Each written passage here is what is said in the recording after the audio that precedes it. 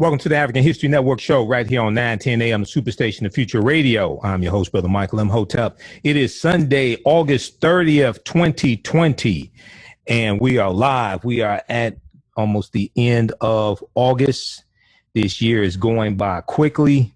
So much has taken place this past week, even just the past couple of days. Many people are still shocked by the untimely passing of Chadwick Boseman, best known for portraying the Black Panther in Marvel Studios, the Black Panther, which came out February 2018. You've heard me talk about the movie numerous times. It is a cultural classic. Chadwick Boseman passed away this past Friday at the age of 43. Okay, so we're going to talk about Chadwick Boseman. We'll talk about Black Panther. We'll talk some about Chadwick Boseman and his life. But also, so much took place this past week. We saw the Republican National Convention took place, and all the lies that were told at the Republican National Convention. Also, we know there's the whole fallout over the shooting of Jacob Blake in Wisconsin, shot 7 times in the back, the protests surrounding that. It's just been so much going on this past week. So we'll talk some about Chadwick Boseman. I'm going to talk some about the film Black Panther. I've done a number of lectures dealing with the film Black Panther. I did a lot of research on the film. So when he passed away Friday night unexpectedly, I first saw it on social media, and then I started reading reports about it, and I was going to go live, but I was too sad to go live to talk about it. So this is basically the first time I've talked about his passing publicly. I did a number of Facebook posts and dealt with some background information on the term Wakanda. So we'll talk a little bit about that as well, because Wakanda is a real word. Also, this past weekend, we saw the March on Washington. So we know August 28th was the 57th anniversary of the March on Washington. It was also the anniversary of the killing of Emmett Till, August 28th, 1955. And also Chadwick Boseman, who portrayed Jackie Robinson in the film 42, Chadwick Boseman passed away on Jackie Robinson Day as well, where in baseball, they honor Jackie Robinson. So he passed away on Jackie Robinson Day. Last week, I dealt with once again, Joe Biden's 22-page agenda to empower the Black community, to empower Black America. So it's broken into 6 parts. Last week, we dealt with part 1, which dealt with economic empowerment. Pages 2 through 11 deal with economic empowerment. So we dealt with that last week. Now, as I stated before, back in May and June, I went through his entire agenda here on this show. Okay, so you go back and watch that at the African History Network on Facebook or on YouTube, Michael M. Hotep, IMHOTEP. But since Joe Biden has accepted the nomination, the Democratic nomination, I said I would go back through his 22-page agenda and break it down again, because a lot of people, I read social media comments, and a lot of people don't know it exists. And I'm not exactly sure why, because it came out early May 2020. And most people hadn't read it. So we're going back through again. So this week we'll deal with part 2. Part 2 deals with healthcare, making healthcare affordable, expanding the Affordable Health Care Act. We'll deal with part 2. So we'll continue that. We'll deal with all 6 parts once again. I go through and break this down and show you how politics is the legal distribution of scarce wealth, power, and resources, and the writing of laws, statutes, ordinances, amendments, and treaties, their adoption, interpretation, and enforcement, and how politics impacts every aspect of our lives. And for all those who say we don't need to vote, we just need to do economic empowerment and invest in the stock market. Well, the economic environment that your business operates within is impacted by the economy. All you have to do is look at this economy here under this idiot Donald Trump, and 41% of Black-owned businesses have been wiped out as of April 2020. It's probably close to 50% now if you read the reporting from Forbes.com, as we talked about last week. So in addition to economic empowerment, which I am for my degrees in business administration, okay, I'm all for that. But you also have to put somebody in office who will protect the economy that your business operates within. So under Benedict Donald, we had 113 consecutive months of private sector job growth that started under President Obama. It ended under Trump, the big businessman who said he was going to take the economy to places we've never seen before, which is true because we've never seen a 32% drop in the GDP in one quarter. That happened in the second quarter of this year under the unstable genius. Okay, so we'll talk some about this. And so we saw the a march on Washington, August 28th, Get Your Knee Off Our Necks march, led by Reverend Al Sharpton. And you can listen to Reverend Al Sharpton Monday through Friday, right here on 9:10 a.m. the Superstation WFDF, on 1 p.m. to 4 p.m. Eastern Standard Time, keeping it real. But this march was more than just a commemoration. It wasn't just focusing on looking back. It was focusing on calling and demanding that the U.S. Senate, led by Moscow Mitch McConnell, vote on and pass the George Floyd Justice and Policing Act. The George Floyd Justice and Policing Act. The march was tied to pushing legislation through the U.S. Senate because it's already passed the House of Representatives. Okay, it's stuck in the Senate, and Moscow Mitch McConnell let the Senate go on a 1-month recess. They don't come, so they didn't pass the HEROES Act in the U.S. Senate. You have people who $600 a month, $600 a week in unemployment payments from the federal government expired July 31st, 2020. And Moscow Mitch McConnell, a crony of Donald Trump, let the Senate go on recess for a month without passing the HEROES Act, without coming to a resolution with the Democrats in the House of Representatives on the $3 trillion HEROES Act. Democrats said we'll come down $1 trillion to pass a $2 trillion bill. That didn't happen in the Senate. The George Floyd Justice and Policing Act is stuck in the Senate. This is how elections have consequences. This is how politics is the legal distribution of scarce wealth, power, and resources. This is how politics impacts every aspect of our lives.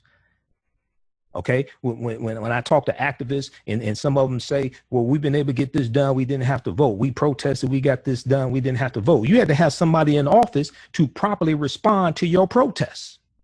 Because you could have the wrong person in office who just sick the dogs on you, sick the police on you, just turn a blind eye to you, who said, oh, you brought this on yourself. Oh, you were the ones out there, they attack you. Okay, you have people inciting violence who may not be part of the protest.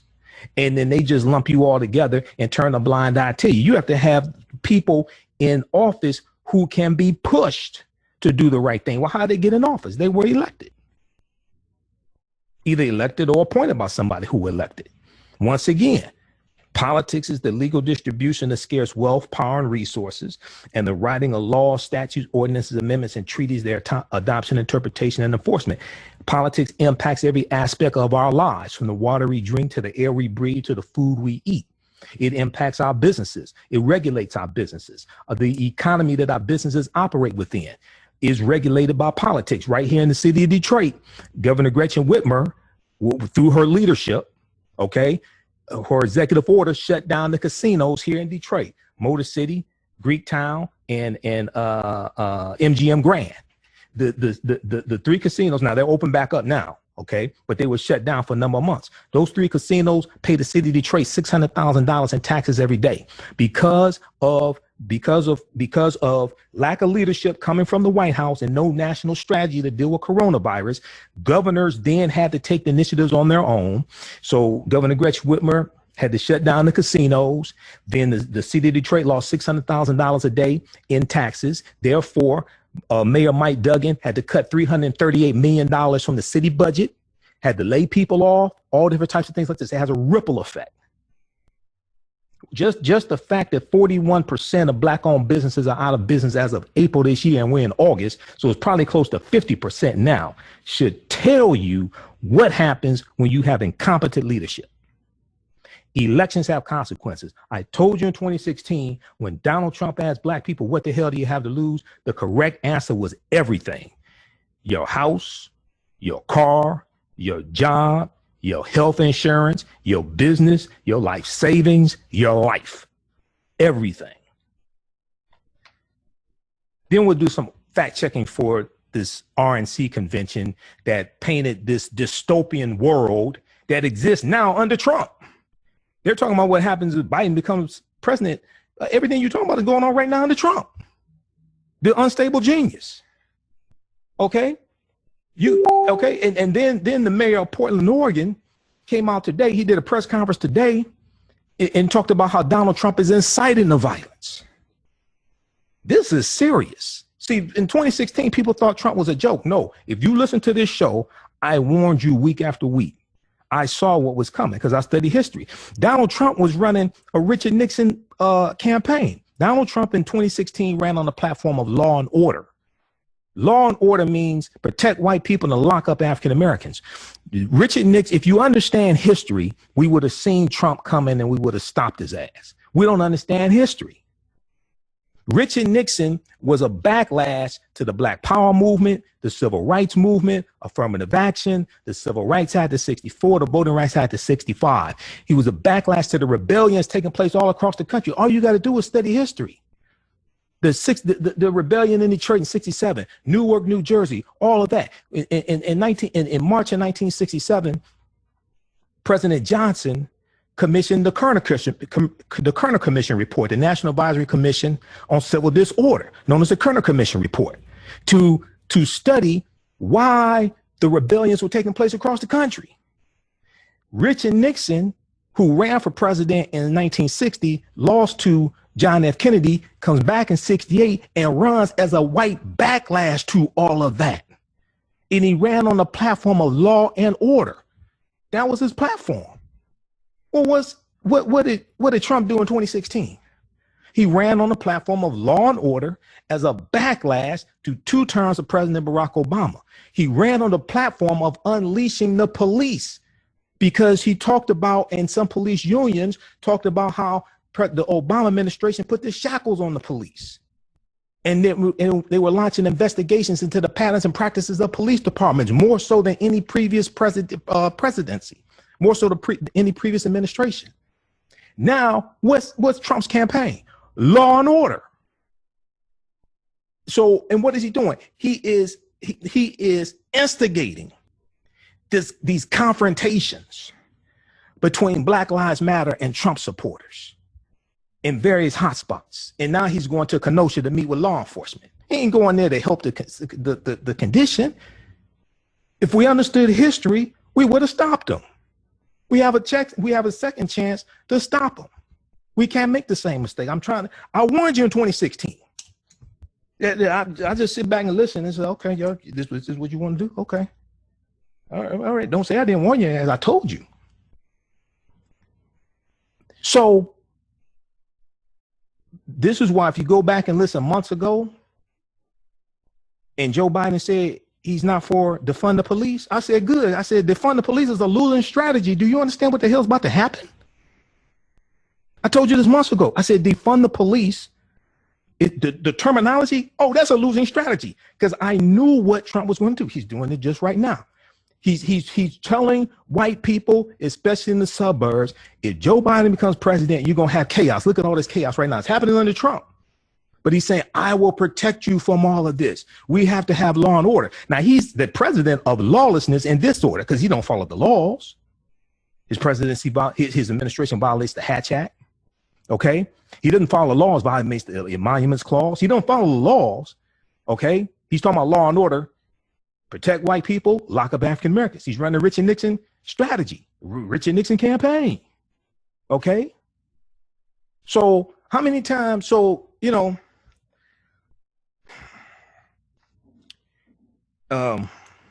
should I put this? We're coming up on a break.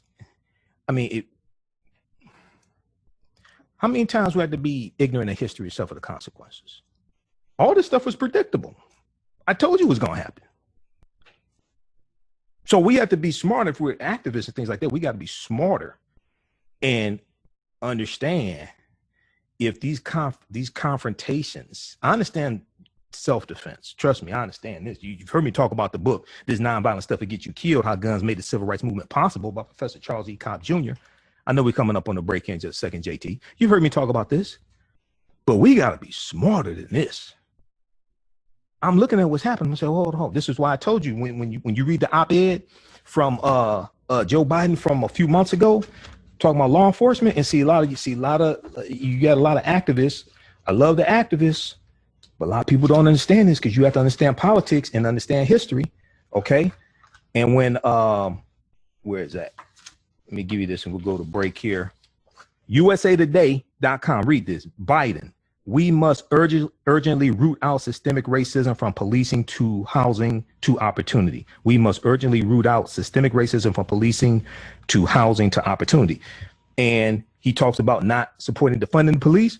This came out June 10th, 2020. I told you the term defunding the police, promoting that would be a losing strategy because I knew what Trump was going to do. And that's exactly what he's doing now. You listen to 910 AM Superstation WFDF. I'm Michael M. Hotep. We'll be back in a few minutes. Are you looking? Stand by, everybody. Stand by. How's everybody doing? We're about to get deep into this. Hey, if you want to advertise with the African History Network, email us at customerservice@africanhistorynetwork.com. Customerservice@africanhistorynetwork.com. All right, so we have some new advertisers here. Now, a lot of people are looking for ways to educate their children, educate themselves, dealing with African-American history, et cetera. Blacklist ED is here to help you. They are an app that provides insightful summaries of books pertaining to the Black experience. As African-Americans, we know the importance of reading books to discover our incredible contributions to world history. To uplift our self-esteem and to empower ourselves for our relentless fight for social justice. Unfortunately, with our busy lives, it feels like there is never enough time to read a book. Now, Blacklist ED, Black without the C, is an app that provides key insights from best-selling books about the Black experience, therefore saving you time, increasing your knowledge, and empowering yourself through inspirational and actionable ideas. You can read or listen on the go. Start your free trial today by going to blacklisted.com, BLAK, Black without the C, blacklisted.com. That's blacklisted without the letter C, or download the Blacklisted app from the App Store, the Apple Store, or Google Play. Okay, Blacklisted, empower yourself.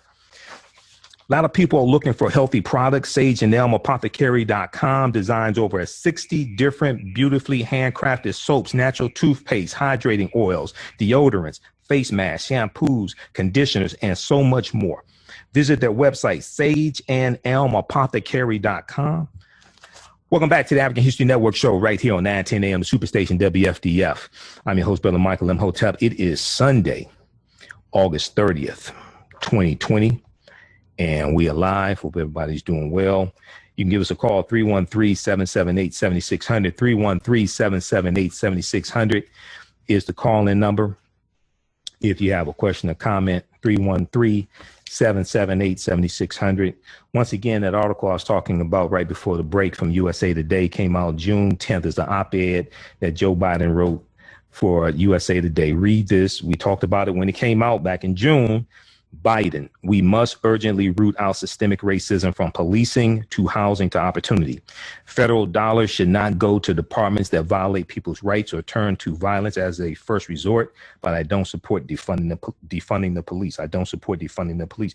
Told you that this back then. I told you that Biden came playing to defunding the police. That's a losing strategy because I knew what was coming. I knew what Trump was going to do. Trump is very desperate, okay? Because Trump knows if he loses this election, lawsuits are coming from the state of New York and some other states' attorney generals. Lawsuits are coming. He could very well end up going to prison.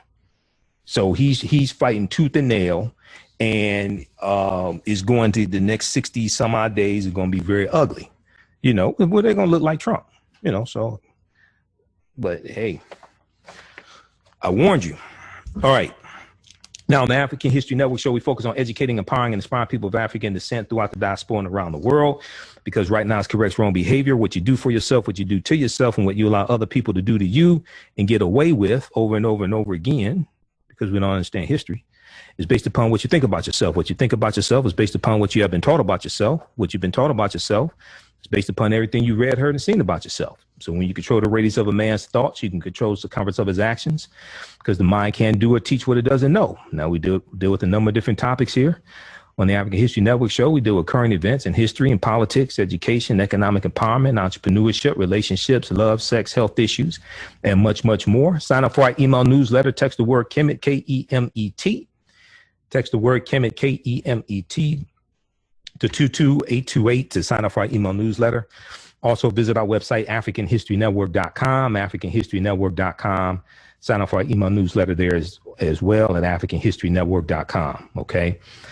If you'd like to stop for information, you can donate to the African History Network, $, the AHN show through Cash App, $, the AHN show through Cash App. Also through PayPal, paypal.me/the AHN show, paypal.me/the AHN show. So we definitely need your support. All of my DVD lectures are available at our website, AfricanHistoryNetwork.com, including my presentations dealing with the film Black Panther. All right. So when I got the news about Chadwick Boseman, I was shocked, but I had seen some recent pictures from him, so I knew he looked thinner, he looked frail, he looked sick. I wasn't sure if he lost weight to prepare for a new role, a new movie role or something like that, or exactly what was going on. But it was still a shocker. He was only 43 years old. He accomplished a lot in his short life also. So I posted a few articles, and I did some Facebook posts dealing with this. I'm going to deal with this. I'm going to go to this op-ed from the New York Times. This obituary from the New York Times, this article from the New York Times dealing with Chadwick Boseman. So we'll talk about that. But I want to, if we look at the post from his Twitter page, okay, the post from his Twitter page announcing he passed away, it says, it is with immeasurable grief that we confirm the passing of Chadwick Boseman. Chadwick was diagnosed with stage 3 colon cancer in 2016 and battled with it these last 4 years as it progressed to stage 4. A true fighter, Chadwick persevered through it all and brought you many of the films you have come to love. You have come to love so much. From Marshall, which was about Thurgood Marshall, was about a case before Brown versus Board of Education. From Marshall to The Five Bloods, to August Wilson's Ma Rainey's Black Bottom, and several more. He played Jackie Robinson. I mean, he played Jackie Robinson. He played Thurgood Marshall, and he portrayed James Brown. Okay, and he was the Black Panther. Okay. All were filmed during and between countless surgeries and chemotherapy. So he was going through surgeries, chemotherapy, all this, and he's doing these movie roles, and nobody maybe outside of his family or his publicist or something like that, manager, knew he was going through this. It was the honor of his career to bring King T'Challa to life in Black Panther, Marvel's Black Panther, okay, which is a huge film. And the movie Black Panther is so deep on multiple levels. I've done a lot of research on the film. I read over 100 articles dealing with the film and the comic book. I read the book that Marvel put out, the Ultimate Black Panther Guide. And then also I read the official tie-in to the movie as well. I read that book also from Marvel also. Let me see. We have those books here. I'll show them to you in case you haven't read them. So because when I saw the film Black Panther, February 2016, I think I saw it opening weekend or something like that. When I saw the movie Black Panther, now you have to keep in mind, now Black Panther was the 18th movie from Marvel, basically Marvel Disney. It's in a series. To understand Black Panther, you had to see the previous 17 Marvel movies because they have a continuous storyline, okay, leading up to Thanos the intergalactic destroyer of planets and things like this, decimator of planets, leading up to Thanos eliminating half of the world's population. So to really understand Black Panther, you can't just go watch Black Panther. Two things you have to do. One, you have to understand the Black Panther comic book, because a lot of the themes and storylines and characters come from the comic book. One. Two, you have to have seen the previous 17 Marvel movies to really understand Black Panther. Okay, because they're all connected. And then the 4 movies after that, the Ant-Man and Wasp, and then the Captain Marvel movie, then the Avengers Infinity War, then Avengers Endgame, those 4 movies that came after Black Panther. There's 22 movies that are all connected. Okay, so I when I saw the film, I was blown away by it. I understood the African influence, African culture, things like this. I saw really African martial arts. I saw the ground fighting at Warrior Falls, where when the film opens up and you have the ritual combat to see who would sit on the throne of Wakanda, and T'Challa is fighting against M'Baku of the Jabari nation or Jabari tribe. Okay, and when you look at Wakanda, Wakanda is not one nation of people. It's not one ethnic group or quote unquote tribe. Wakanda is made up of 18 different nations or 18 different tribes of people. The Panther clan, the Jabari clan, Jabari tribe, etc. So when you looked at the ritual combat that takes place on what's called Warrior Falls, that waterfall where the ritual combat takes place, that's called Warrior Falls. This is all straight out the comic book. Okay, on the side of the mountain, when they had all the people standing on the side of the mountain, and you see the different types of dress that they have on, Ruth Carter, who was the costume designer, she studied 11 different African cultures for 6 months and infused all of that into the film Black Panther. So we see the influence coming from Namibia. We see it coming from Ethiopia, from the Mercy of Ethiopia. We see it coming from the Maasai of Kenya and Tanzania. All that we see in the movie. Okay, we see influence from Nigeria, all of that. We see now Ahati Kalindi Iyi, who's one of my teachers. We know he recently passed away. He was a grand master of African martial arts, and I've interviewed him a number of times. We see the African martial arts displayed in the film. Martial arts didn't start in China. It didn't start with Bruce Lee. That starts in Africa. The first fighting systems known to man come out of Africa. Okay, and we see that displayed in the film in the beginning. Okay, and we see the ground fighting and the grappling and things like this. That's African. So when I saw the film, I said I was blown away by it, and I saw the African influence. But I knew, at the time, I've been studying African history and African American history, things like that, for 26 years. But I knew I wasn't qualified to do presentations. I knew I had to do some deep research. So I did about 3 months of research. Okay, so this is one of the books I read. Marvel Black Panther, The Ultimate Guide. I read this one. Then also I read Marvel Black Panther, the official movie special for Marvel. This is the official tie-in to the movie. There's a lot of background information about the characters, director, all different types of things like that to really understand the film. So I did a post. Let me see. Let me go back to the Twitter post from Chadwick Boseman's Twitter page. Let me finish that one here. Okay, so went on to say it was the honor of his career to bring King T'Challa to life in Black Panther, which went all around the world. This film went all around the world. Africans on the continent of Africa loved the movie. It did $60 million opening weekend in China. This was a phenomenon. Okay. And one of the reasons why the film, you see me with my Black Panther shirt on. I have 5 Black Panther shirts from the film. Okay. See me with my Black Panther shirt on. You see Chadwick Boseman as King T'Challa. Here you see the Black Panther poster right behind me. Okay. Whenever I broadcast, you see that behind me as well. And a lot of people ask, well, why you have Muhammad Ali, pictures of Muhammad Ali and Malcolm X behind you? I said, because Muhammad Ali and Malcolm X are watching my back. That's why. But anyway,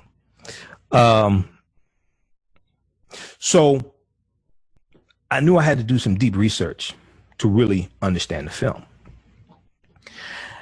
So go back to the Twitter post. It said he died in his home with his wife and family by his side. The family thanks you for your love and prayers and asks that you continue to respect their privacy during this difficult time. Okay. So, and then his last Twitter post, there was numerous articles written about this, rollingout.com, number of news outlets posted this. Chadwick Boseman's final post breaks Twitter's all-time record. This is from August 30th, 2020 from rollingout.com. Shout out to Munson Steed. It's an African-American entertainment news source, rollingout.com. Twitter announced late Saturday afternoon that the final tweet made on the Black Panther star's behalf is now the most liked post in the history of Twitter. Now, last time I checked, it got 6 million. Oh, it's at 7.3 million likes. Last time I checked, I think Saturday, they said it had 6 million likes. I'm looking now, 7.3 million likes. Okay. And this is the post that I just shared with you. This is the most liked post in Twitter history. Okay. So I'm pretty sure Donald Trump is probably jealous. Okay. And he'll probably find some way to blame this on President Barack Obama, but whatever. Fans are coming. Chicago Tribune reported fans are coming together on Twitter to celebrate the life of Chadwick Boseman. And the tweet sent from his account last night is now the most liked tweet of all time on Twitter. The company said in a statement obtained by the Chicago Tribune, fans are also working to organize Black Panther Twitter watch parties using hashtag Black Panther and hashtag Wakanda Forever. So Twitter has turned the original hashtag Black Panther emoji back on, so fans can watch and talk about his legacy together, Twitter said. Twitter, now I wish Twitter would enforce the rules on Trump's tweets for retweeting stuff from white supremacists and things like that. But, we may have to take some action dealing with that, because there has to be one standard. Because if you or I retweeted some of that stuff, we'd be shut down by Twitter. So, same folks, same strokes. Now, Twitter also decided to honor the remarkable star of Marshall 42 and Get On Up by bringing back the Black Panther hashtag emoji. The previous record for the most liked tweet ever belonged to former President Barack Obama. The 44th president made the post the year that he and his family relinquished the White House to the traitor-in-chief, Benedict Donald, to put it politely. That tweet got 4.3 million. So President Barack Obama said, "No one is born hating another person because of the color of his skin or his background or his religion." So that was August 12, 2017. That one was the most liked tweet in Twitter history at 4.3 million. This one by Chadwick Boseman surpassed it. Okay, so Donald Trump is probably somewhere just, just mad. Okay, he'll probably say Chadwick Boseman worked for him at some point. He'll probably, like he did with Aretha Franklin, he. All right, 313-778-7600 is the call-in number. 313-778-7600 is the call-in number if you have a question or comment. Now, I did a post Friday when he passed away, and I talked about why I end my show. So you listen to my show, you listen to my broadcast. I always say, it's not over till we win, which is from one of my teachers, Professor Kaba Hiawatha Kamene, but I always end with Wakanda Forever. So people may say, well, why do you end with Wakanda Forever? Wakanda is a fictitious African nation in Central East Africa. But see, the word Wakanda is an ancient word. Wakanda is in Native American languages like the Omaha and Ponca Native American languages. Wakanda means possesses secret powers in those Native American languages, which is similar to Black Girl Magic. To me, similar to Black Girl Magic, because, Black women are magic in many ways. But Wakanda is an ancient word, okay? in Wisconsin, there is a Wakanda Water Park. And when you go, so I did all this type of research for my lectures I did. So when you research the Wakanda Water Park, they have historical markers there. And they talk about the early Indian mound builders, where if you read The First Americans Were Africans, Documented Evidence by Dr. David M. Hotep, okay, one of my friends, you've heard me interview him before, this book right here, and I just interviewed him, was it July? So his new book comes out in September 2020, The First Americans Were Africans Revisited. In his book, The First Americans Were Africans, Documented Evidence, which came out in 2011, he talks about the early mound builders. And African people were in this land that we call the United States of America going back at least 51,700 years ago, the Khoisan. The Khoisan are the ancestors to the Ainu and the Twa. The Twa are pejoratively or derisively negatively called pygmies in European anthropology and archaeology. So when we talk about Otabinga, a few weeks ago, I talked about the story of Otabinga, who was a quote unquote pygmy man. He was Twa. And he was put in the monkey house exhibit in the Bronx Zoo in 1906. And the Bronx Zoo came out and apologized and talked about how wrong they were to do that. Okay, I don't know why it took you this long to admit it, but we're glad you admitted it. Just like Roger Goodell came out this past week and said he and the league were wrong about Colin Kaepernick. You think? Really? Okay. Man, how should I say this? I know that anti-racism classes and things like this, but I know you got anti-racism trainers, etc. Let me put it like this: America needs a massive history lesson, especially right now. America needs a massive history lesson, especially going into this election right here. America needs a massive history lesson because Americans are woefully ignorant of history. African Americans and white Americans, everybody are very ignorant of history of this country. So let me leave it at that. So the early Indian mound builders were African people, and when we look at the word Wakanda is also a Kikongo word. Okay, now Kikongo is a Bantu language. A Bantu is a group of 500 African languages spoken in Southern Africa, in East Africa, going into West Africa as far as Cameroon. Okay, when we talk about Kwanzaa, okay, we know Kwanzaa is a Kiswahili word or Swahili for short. Kwanzaa is a Kiswahili word. Kiswahili is a Bantu language. The language spoken in the film Black Panther is isiXhosa. isiXhosa, or Xhosa for short, is a Bantu language. All this is in the film. The movie. This movie is so deep on multiple levels. It ties into ancient Kemet, the Wakanda salute. Okay, when you look at the Wakanda salute, the Wakanda salute is always right over left. When you go look at Black Panther and you look at the stills, you look at the photos when they do the Wakanda salute, it's always right over left. 99.9% of the time is right over left. You may have had an extra that got it wrong. 99.9% of the time is right over left. Why? Because that's the position of the Nasubitis or the pharaohs when they are deceased. It's a position of power that comes straight out of ancient Kemet, ancient Egypt. This movie is deep on multiple levels. So when I do my presentations for children on the film, and I did a presentation at the Charles H. Wright Museum of African American History to 60 5th through 12th graders and their parents. And their teachers, I should say. 60 5th through 12th graders and their teachers. And I'm relating the film Black Panther to history and showing the teachers how they can take themes and elements from the film and teach history to our children. For instance, in the Hong Kong scene. Now, director Ryan Coogler put out his statements about the film Black Panther. And, Ryan Coogler directed this film when he was 31 years old. Okay. This was, I think, his third film that he directed.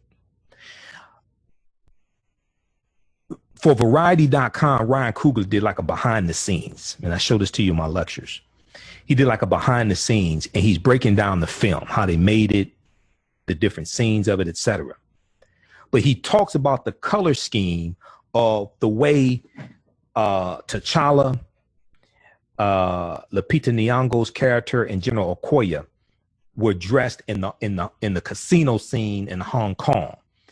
T'Challa's wearing black, Lupita Nyong'o's wearing green, and Okoye is wearing red. So in the behind the scenes, Ryan Coogler, the director, says the Pan-African flag is red, black, and green. He says, I put this color scheme in here, okay, in reference to the red, black, in reference to the Pan-African flag. So when you teach this to our children, that then ties into Marcus Garvey and the Universal Negro Improvement Association and their international meeting, August 13th, 1920, where they adopted the Pan-African flag. That's where that comes from. That comes from the UNIA. Okay? So then it opens up the conversation to Pan-Africanism. It opens up the conversation to Marcus Garvey. UNIA starting in Jamaica in 1914. He comes to U.S. in 1916, starts setting up chapters. It ties all this history coming from Black Panther. The movie's deep. Okay? Then when we look at Bastet, Bast, the Panther deity. Bast comes from Bastet, coming out of ancient Kemet, a netter, a deity. All right? I mean, they did some deep research. Even going back to Stan Lee, because Wakanda comes from the comic books, they had to have some knowledge. They ain't just stumble upon this. No, they had to have some knowledge to really put all this stuff together. Okay. All right. So if we look at Essence.com has a good article. Chadwick Boseman's last message to fans. Vote. VOTE. Chadwick Boseman's last message to fans. Vote. The Black Panther star's final tweet was a call to action. Okay. Now, this right here with voting, if you've heard me talk about this, and I talked about this here on 9:10 a.m. when the movie came out, this ties into the movement called Wakanda The Vote from 2016. Wakanda The Vote. Wakanda, it was some African-American sisters. Rakia Lumumba was one of them. And she's relative, I think, a daughter of Chokwe Lumumba, relative of Shoshana Shakur here in Detroit. But what they did was with Wakanda The Vote, you can Google this. What this organization did was they said, we're going to the movie theaters opening weekend for Black Panther. We're going to register people to vote. We're going to talk to moviegoers about, specifically African-American moviegoers, about issues that impact them, okay? And show them the connection between policy and conditions. Policy and conditions. They called it Wakanda The Vote.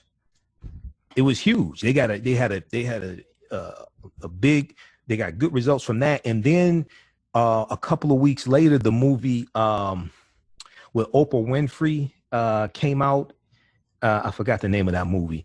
And they said they were going to do the same thing there. Okay. So when we look at Chadwick Boseman, and I know we're coming up here on a break in a few minutes here. It says family, friends, and fans of Chadwick Boseman are reeling from the news. The beloved actor has passed away at 45 from colon cancer. Though many will deeply miss the way he embodied his roles on the screen, his final public message posted to social media is one that supporters can rally behind. Vote. Now, on August 11th, shortly after presidential candidate Joe Biden chose Senator Kamala Harris to be his running mate, Chadwick Boseman posted a photo of him and the now vice presidential nominee to Twitter and Instagram. He captioned the photo, yes, YES, all capital letters, accompanied by the hashtag when we all vote. Okay. Now, so hashtag Wakanda The Vote needs to go viral. I'm telling you right now, it needs to go viral. Okay. The name of former the name of former First Lady Michelle Obama's voting rights organization, for which he was an ambassador, and hashtag Vote 2020, an encouragement to fans to make their voice heard in the upcoming election. Both Joe Biden and Kamala Harris have responded to the tragic news of Chadwick Boseman's passing, sharing their deep regret and reflections. Okay, I'm not sure if Donald Trump commented, but he just shut the hell up. He shouldn't comment. Just be quiet. Okay. On Twitter, the former vice president wrote, quote, "The true power of Chadwick Boseman was bigger than anything we saw on screen, from the Black Panther to Jackie Robinson. He inspired generations and showed them they can be anything they want, even superheroes. Jill and I are praying for his loved ones at this difficult time," end quote. Now, Senator Kamala Harris, she posted the photo of her and Chadwick Boseman with the caption, quote, "Heartbroken, my friend and fellow Bison," because they both are alums of Howard University. Okay, shout out to HU. She said, "My friend and fellow Bison Chadwick Boseman was brilliant, kind, learned, and humble. He left too early, but his life made a difference. Sending my sincere condolences to his family," end quote. Now, in 2018, Chadwick Boseman joined forces with When We All Vote, to encourage newly eligible young voters to exercise their civic right in the 2018 midterm elections. In an Instagram post on Election Day 2018, Chadwick Boseman wrote, quote, "You think you can't change the world? You can. Youth of America, we need you. This is your chance. Get out there and vote. Our lives depend on it," end quote. Okay. Now, I've been telling you for weeks, this November 3rd, 2020 election is literally about life or death. That is not hyperbole. If you pay attention to what's going on, 183,000 people dead from coronavirus. This fool doesn't have a national strategy for it. His national strategy is hope for a vaccine. That's his national strategy. And declare victory over coronavirus. Because if you watch the RNC this past week, they acted like they defeated coronavirus. They acted like everything was fine. And then his acceptance speech, they had like 1,000 people out there, most of them not wearing masks. Some of them going to catch coronavirus. I'm telling you right now. You know, some of them gonna catch coronavirus. You know, look what Herman Cain called coronavirus. You know, I saw some social media posts. They said, you know, at the RNC, they didn't even honor Herman Cain. Herman Cain was one of Donald Trump's best blacks. They said they ain't even honor Herman Cain. You notice they barely mentioned Jacob Blake.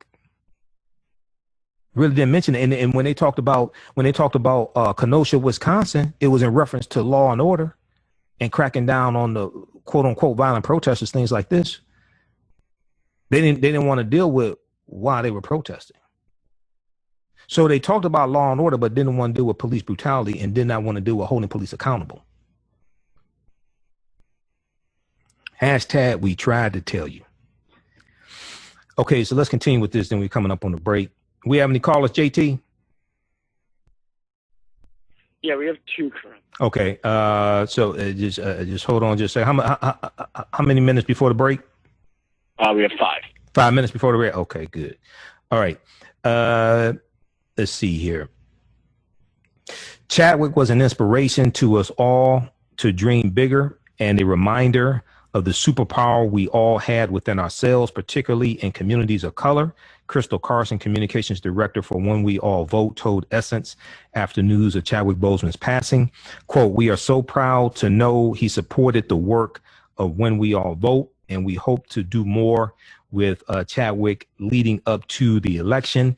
As a nonpartisan organization, our mission is to change the culture around voting and work to inspire all eligible Americans to use their own superpower, voting," end quote. Okay. And we know along with voting, we have to leverage our economics to enforce our vote.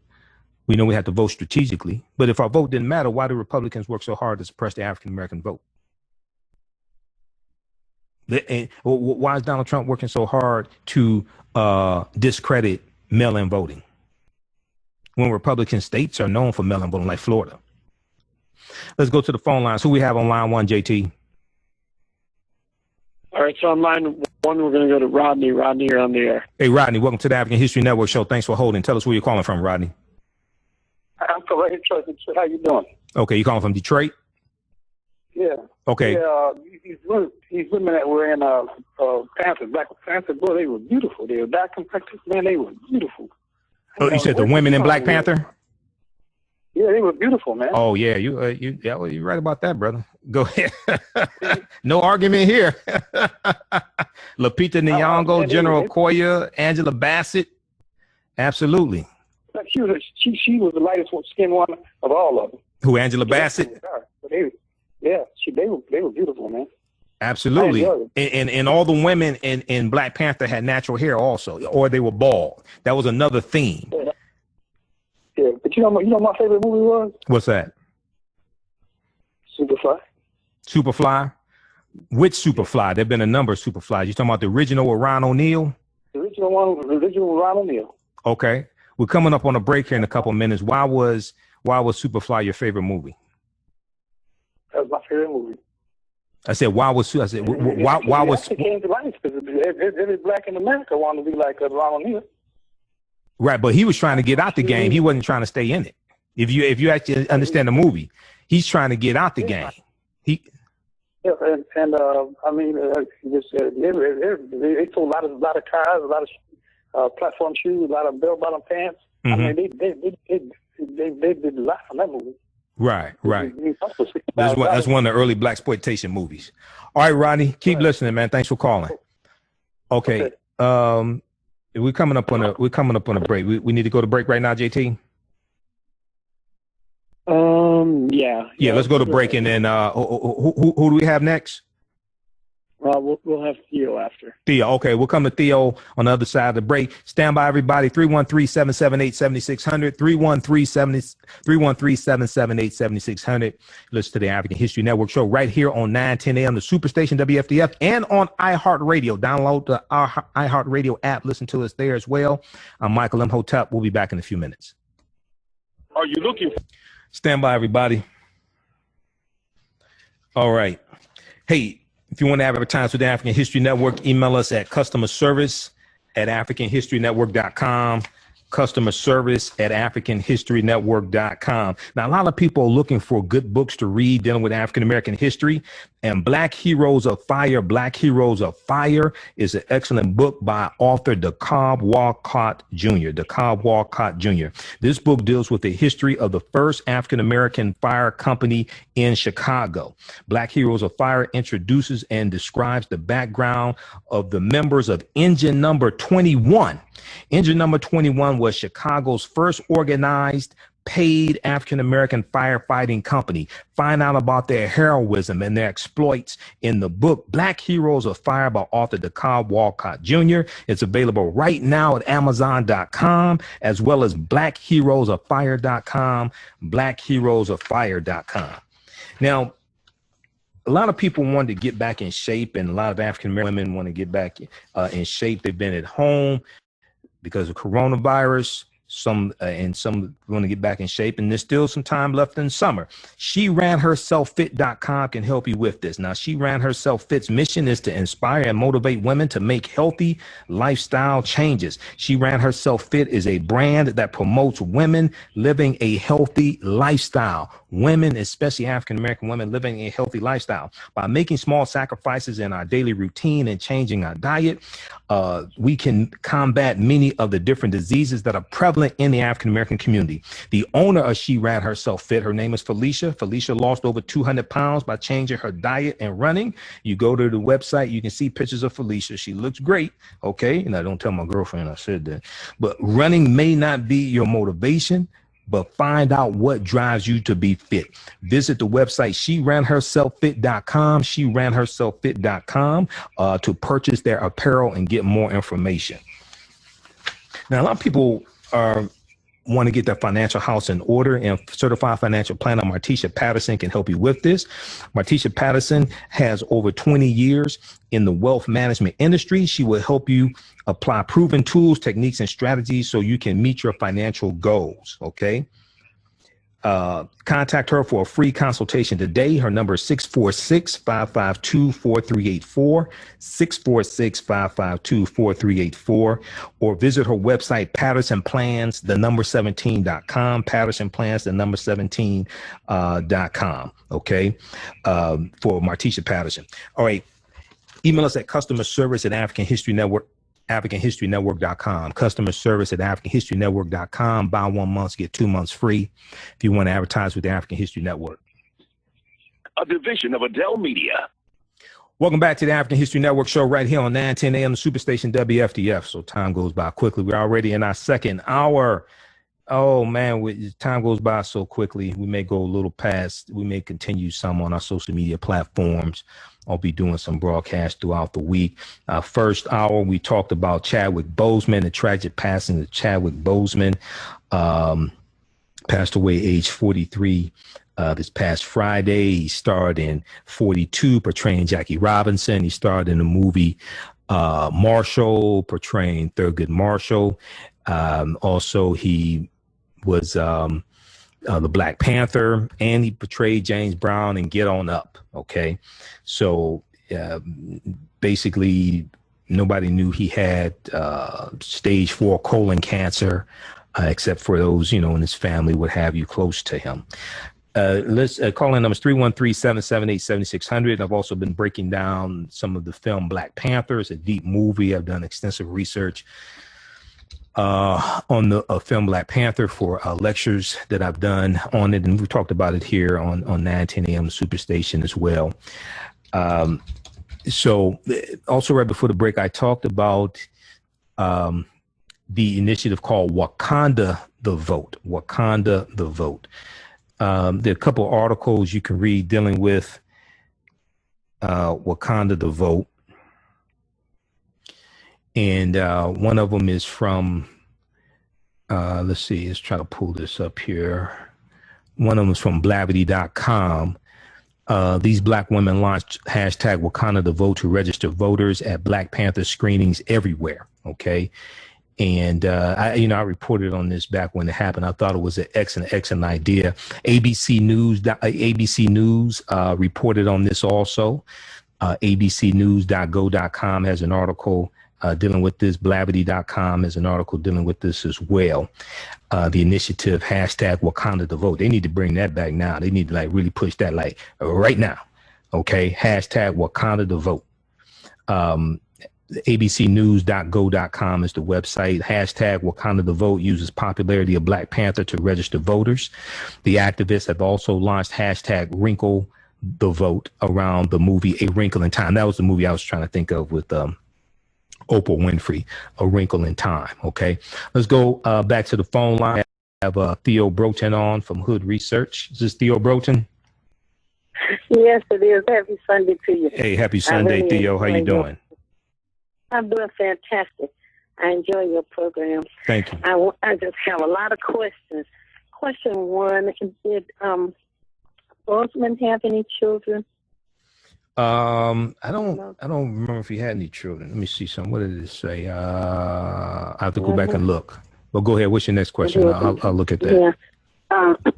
As it relates to the flag you were talking about, red, black, and green, how it was adopted. You remember when Tiger Woods won the first time? Yeah. Tiger Woods was wearing Masters. Black pants and a red shirt. And when they came up to him to give him the jacket, It was green. And the first thing I thought when I saw that presentation was red, black, and green.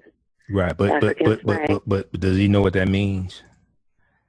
I don't know if he did. Yeah, but I don't know if he knows. His father did that intentionally. Because, it just stood out to me. It's like, wow, here's.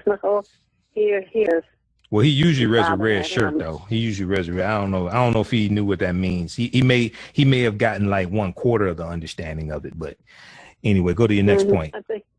I just think it was his father's idea to do that. I don't know how much Black consciousness he was able to put into, right. Tiger Woods. But anyway, I thought it was a wonderful thing to happen like that.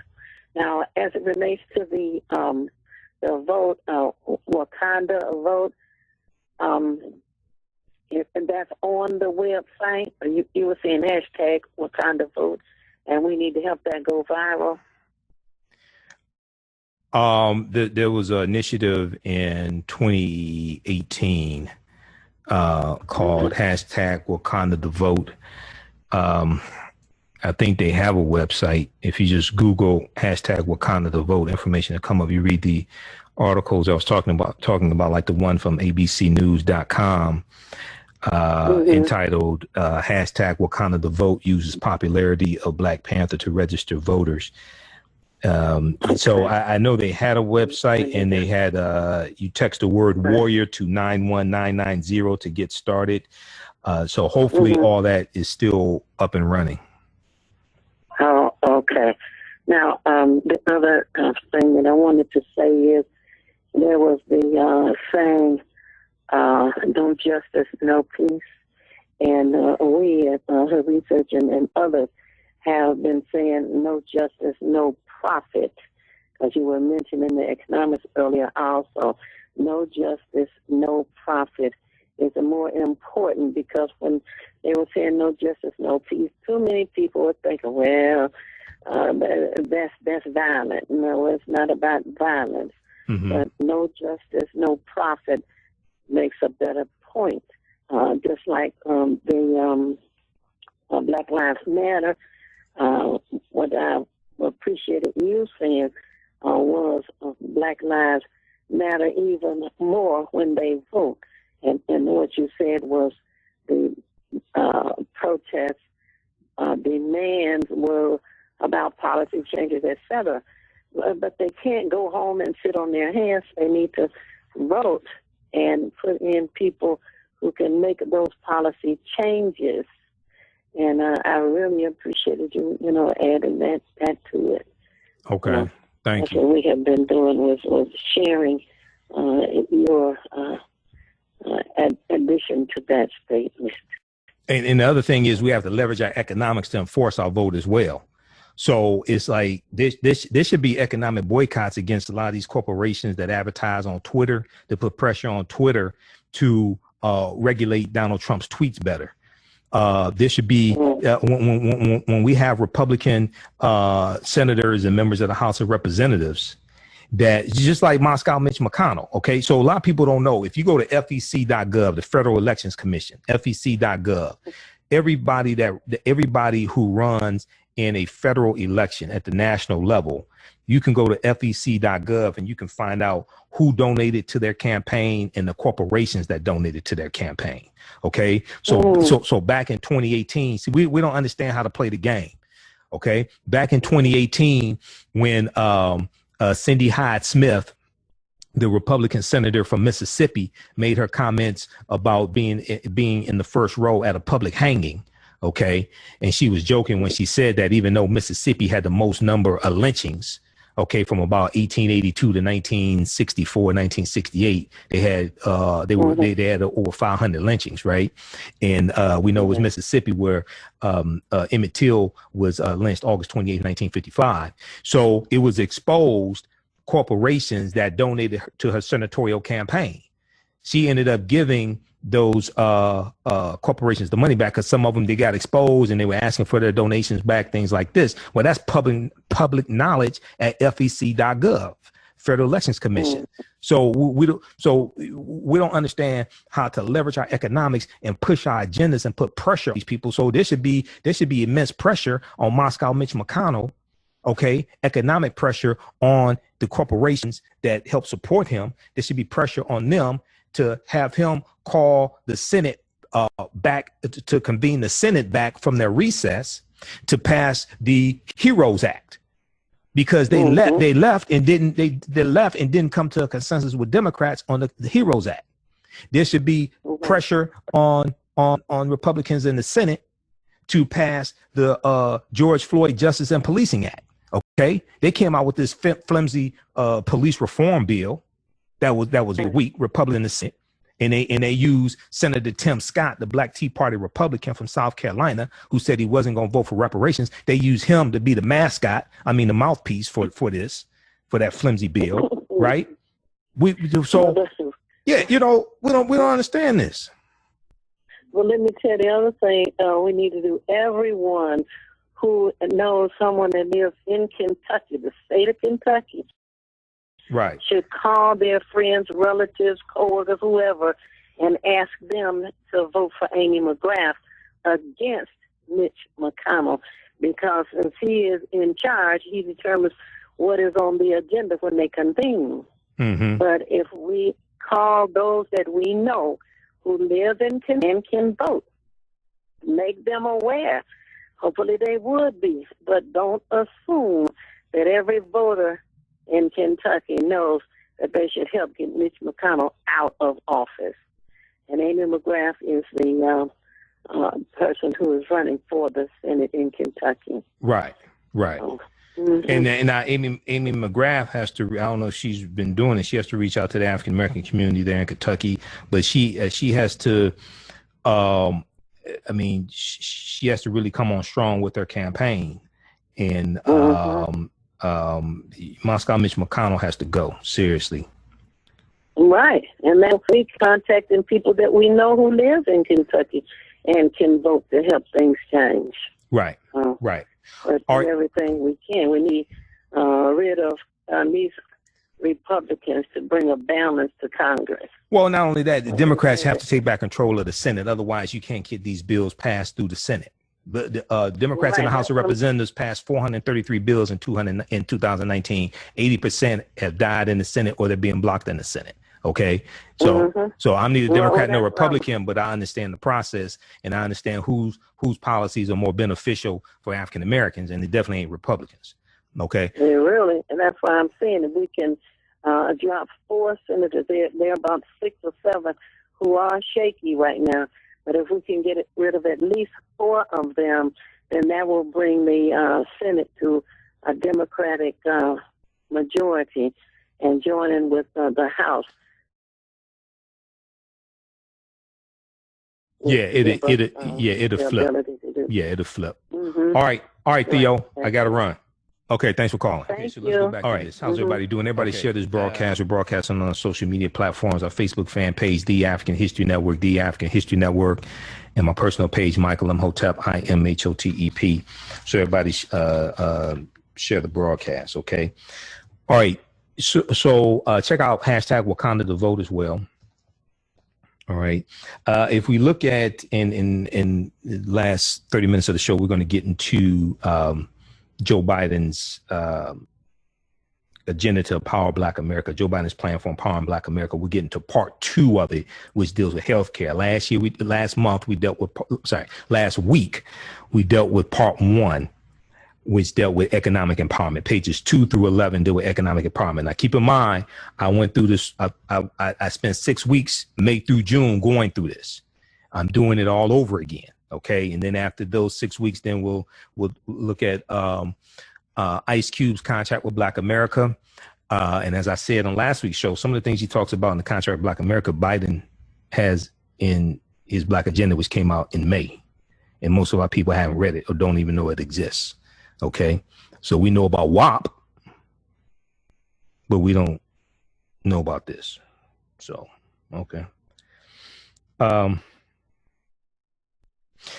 If we look at this from New York Times, Black Panther star Chadwick Boseman dies of cancer at 43. They have a good write-up about this.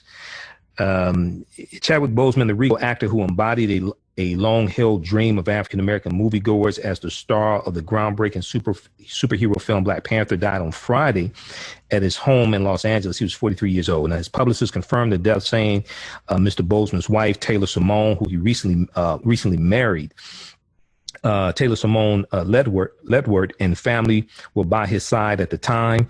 A statement posted on Mr. Boseman's Instagram account said that he learned he had stage 4 colon cancer in 2016 and that it had progressed to stage 4.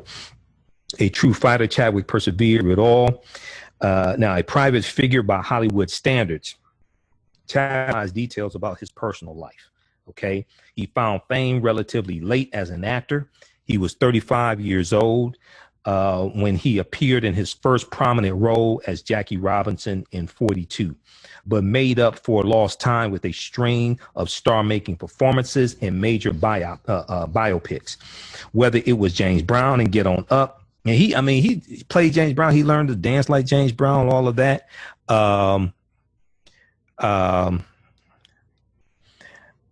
So you know, I like the Get On Up movie. He played James Brown as James Brown aged.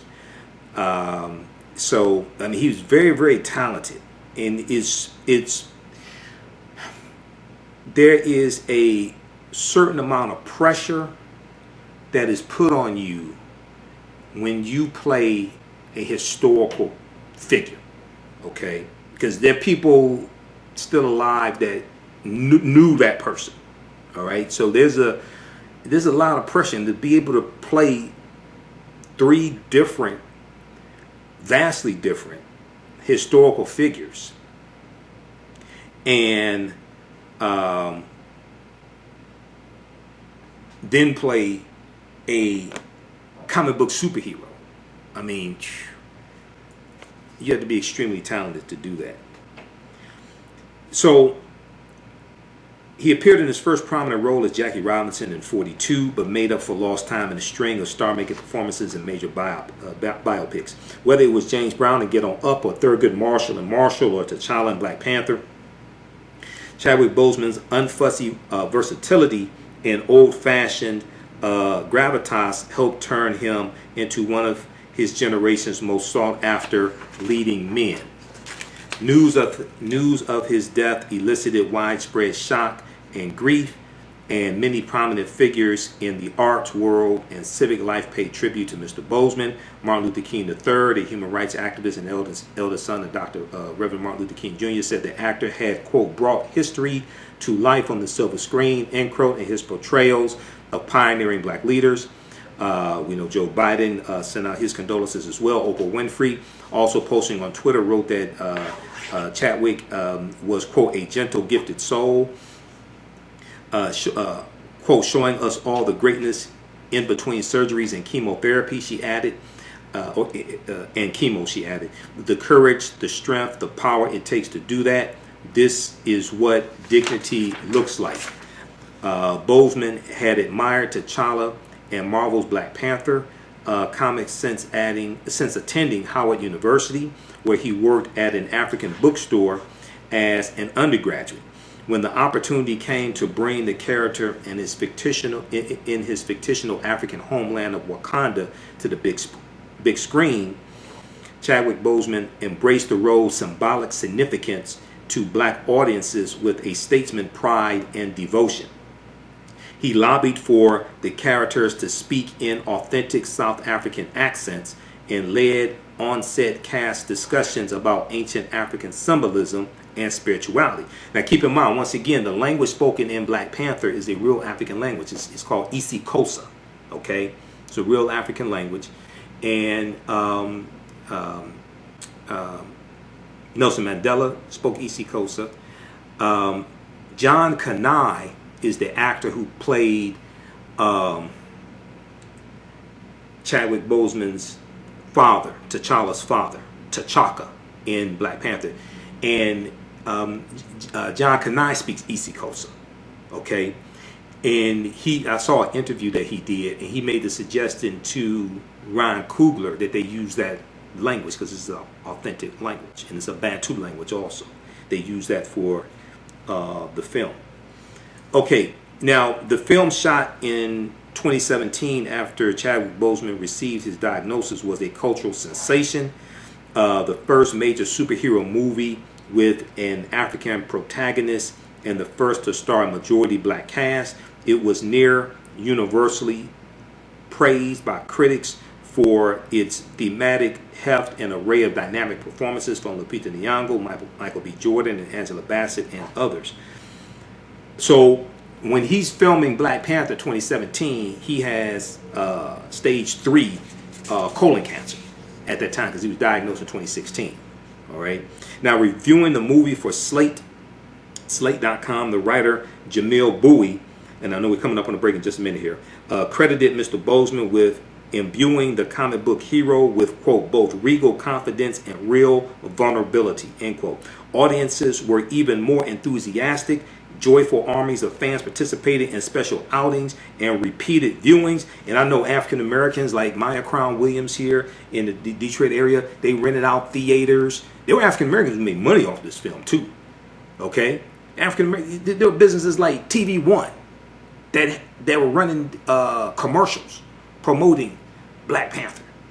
So when I hear people say, oh, you know, they made all this money, $1.3 billion, black people didn't get any money. No, you didn't get any money.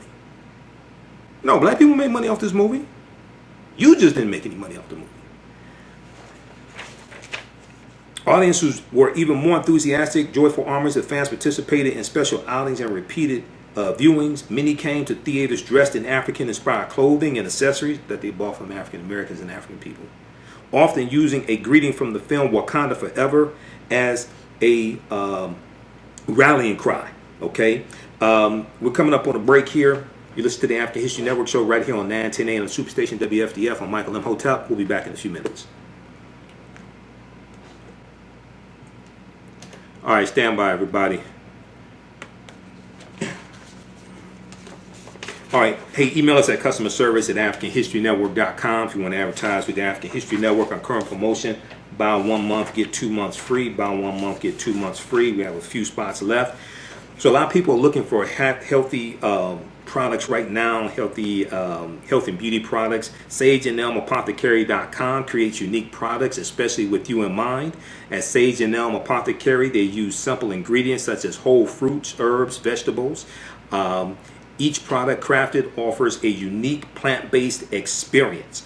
They have over 60 designs of different beautifully handcrafted soaps, natural toothpaste, hydrating oils, deodorants, face masks, shampoos, conditioners, and so much more. Visit their website, Sage and Elm, ELM, SageandElmApothecary.com, APOTHECARY, SageandElmApothecary.com. Find out about upcoming vending events and pop-up shops, and you can order their products right there. All right, let's see here. And a lot of people looking for good books to read dealing with African American history. Black Heroes of Fire is an excellent book by DeKalb Walcott Jr. that tells the history of the first African American firefighting company in Chicago, Engine 21. Black Heroes of Fire introduces and describes the background of the members of Engine 21, Chicago's first organized paid African American firefighting company. You can order this book at Amazon.com and the website BlackHeroesOfFire.com, BlackHeroesOfFire.com. All right, stand by, everybody. We'll be back in just a minute here.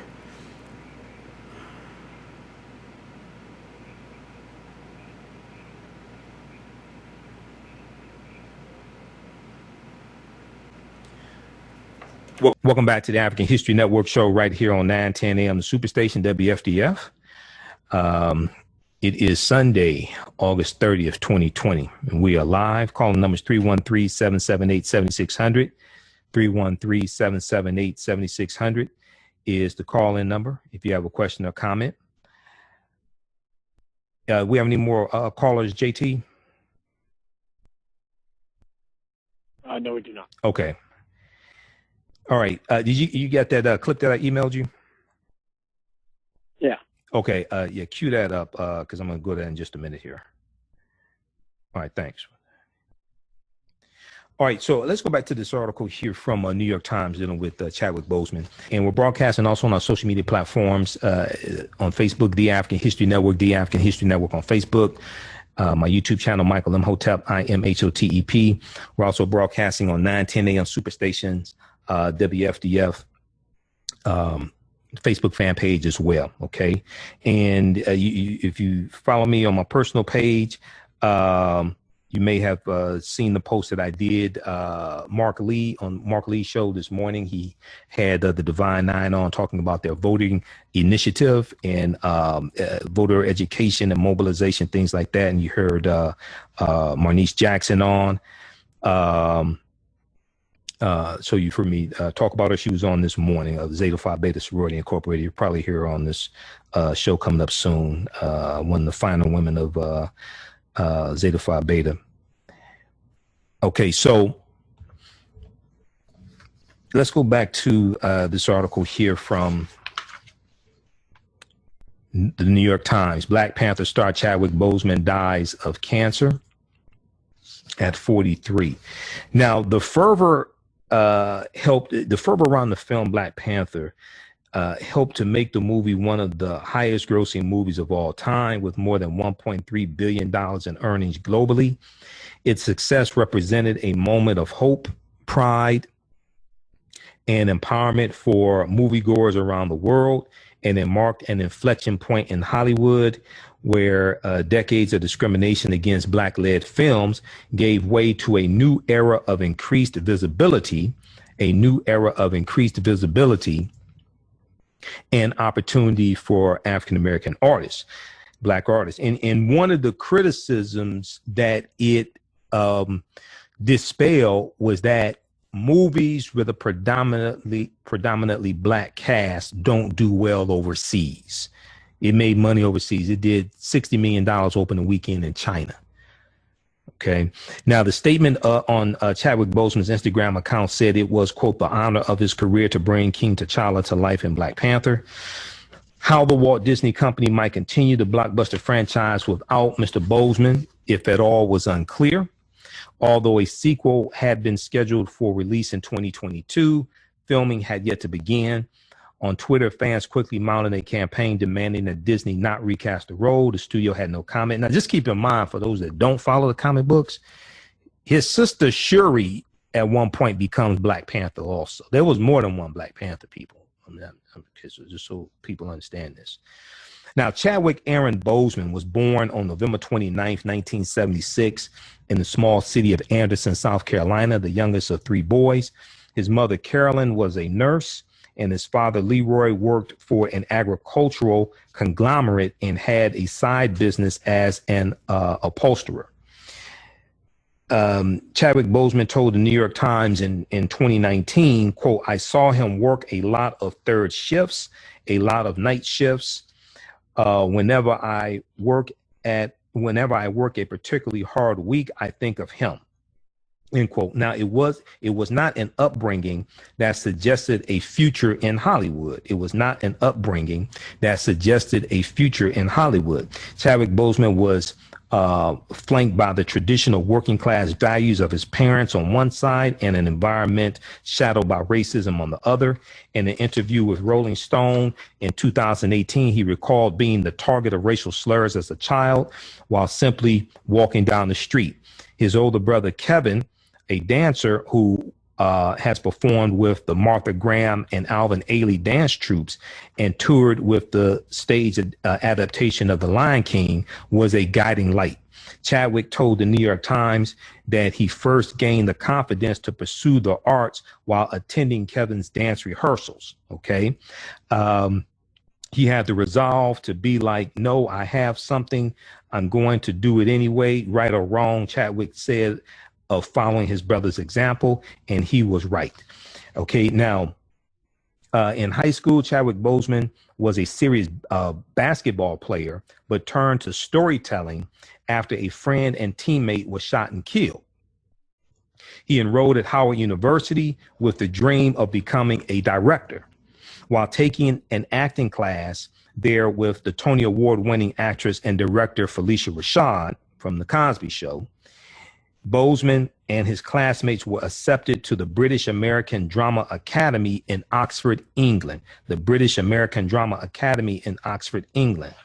The students could not afford the trip, but Phylicia Rashad helped finance it with assistance from a friend and future colleague of Chadwick Boseman's, Denzel Washington.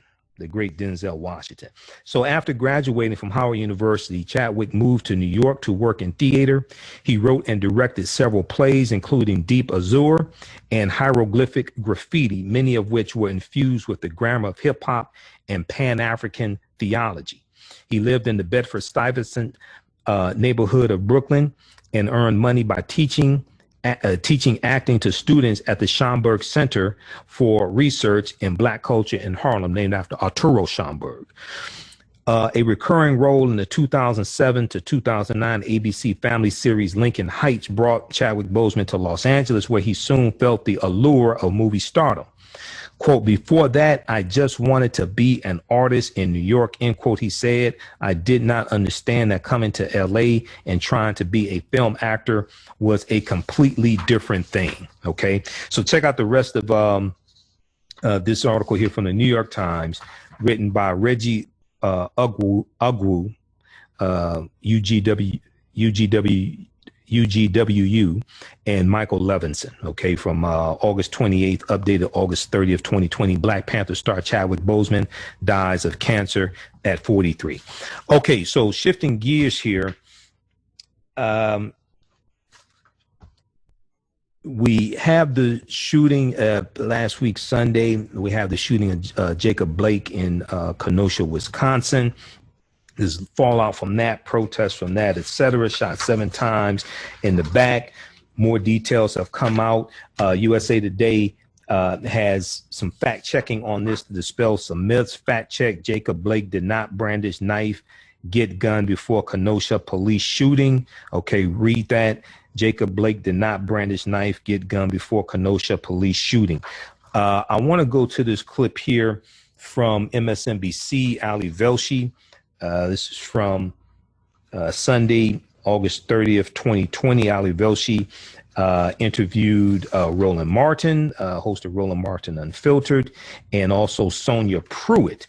Now, Sonia Pruitt is a retired police captain and former chair of the National Black Police Association, and they discussed the protest launched by the shooting of Jacob Blake. Okay, let's go to this clip, JT. Filtered and author of the first. Also with us, Sonia Pruitt, former chairperson of the National Black Police Association and a retired captain for Montgomery County, Maryland. Thank you to both of you for being here this morning. Roland, I just want to start with you because I have kind of lost track of the number of tweets the president has sent this morning. The overwhelming majority of them are retweets, some from prominent far-right characters and conspiracy theorists, all having to do with Portland. And of course, as Shaq just said, he's going to go to Kenosha in the next couple of days. Look at this. This is a list of tweets. There's so many of them that we're not actually showing you the tweets. This is just a one line by line list. Sure. This is a moment which calls for leadership, Roland. Often we turn to the president for this leadership. We're seeing something else entirely. Of course. And white America has to answer the question, what are you going to do? Why am I saying that? Because let's just be real honest as possible. 69% or so of the total electorate in November will be white Americans. What Donald Trump is doing, Donald Trump is not trying to appeal to African Americans or Latinos or Asians or Native Americans. He is specifically trying to appeal to white fear. He does not mind what's going on in Portland and Kenosha. In fact, he loves it because it plays right into his strategy of scaring white Americans, which was the exact same thing he did in 2016. The fact that this White House plans to go to Kenosha and he wants to meet with law enforcement, not about what happened with Jacob Blake, not about other types of shootings. No, he is going to go there, pat them on the back. Is he going to ask them, how did you allow a shooter, Kyle Rittenhouse, to literally walk right past you and make it all the way home and no one stopped him and question him? How did you say, glad to the militia, glad to see you guys out here? These are the questions that people are asking, and we have to be real honest and call it what it is. These are direct appeals to white Americans to vote for him, saying, only I control what's going on. Captain Pruitt, let's just talk about this for a second, because if you get all your information from Twitter and you look at sort of right-wing Twitter, the narrative is that this kid is just a kid, the kid who shot the 2 protesters in Kenosha. And in fact, this is what happens when you don't have law and order. People have to take the law into their own hands. It was self-defense, all that kind of stuff. And the narrative about Jacob Blake is that this guy was not a good egg and police were trying to apprehend him. But in the end, whatever the truth of those 2 stories are, the reality, in both cases we have video, is that a white kid with a semi-automatic weapon who had just shot 2 people was not apprehended by police, and a man was shot 7 times in the back while walking away from police. This for some people, this becomes much clearer than it is on Twitter. Absolutely. And both Roland and Mr. Blake said it best. There are 2 separate systems for black people, one for black people, and then there's one for everybody else. And in the black system, we are always a criminal. I think the president just recently called Black Lives Matter protester thugs. That's dog whistle for us. And we understand that he is referring to black people when he says that. And yet he is going to Kenosha, where he is going to exacerbate the situation and probably make it worse. You know, I like to talk from a historical standpoint. That's my instructor coming through here. And that historical standpoint is about vigilantism. Vigilantism is not new in our country. It started with slave patrols when poor white men were hired to oversee black men, and black slaves. Then we fast forward to the civil rights movement, for instance, and we have the KKK, which was saturated with police officers. And now here we are in 2020 when we have reports of police officers being involved on social media in these white nationalist groups.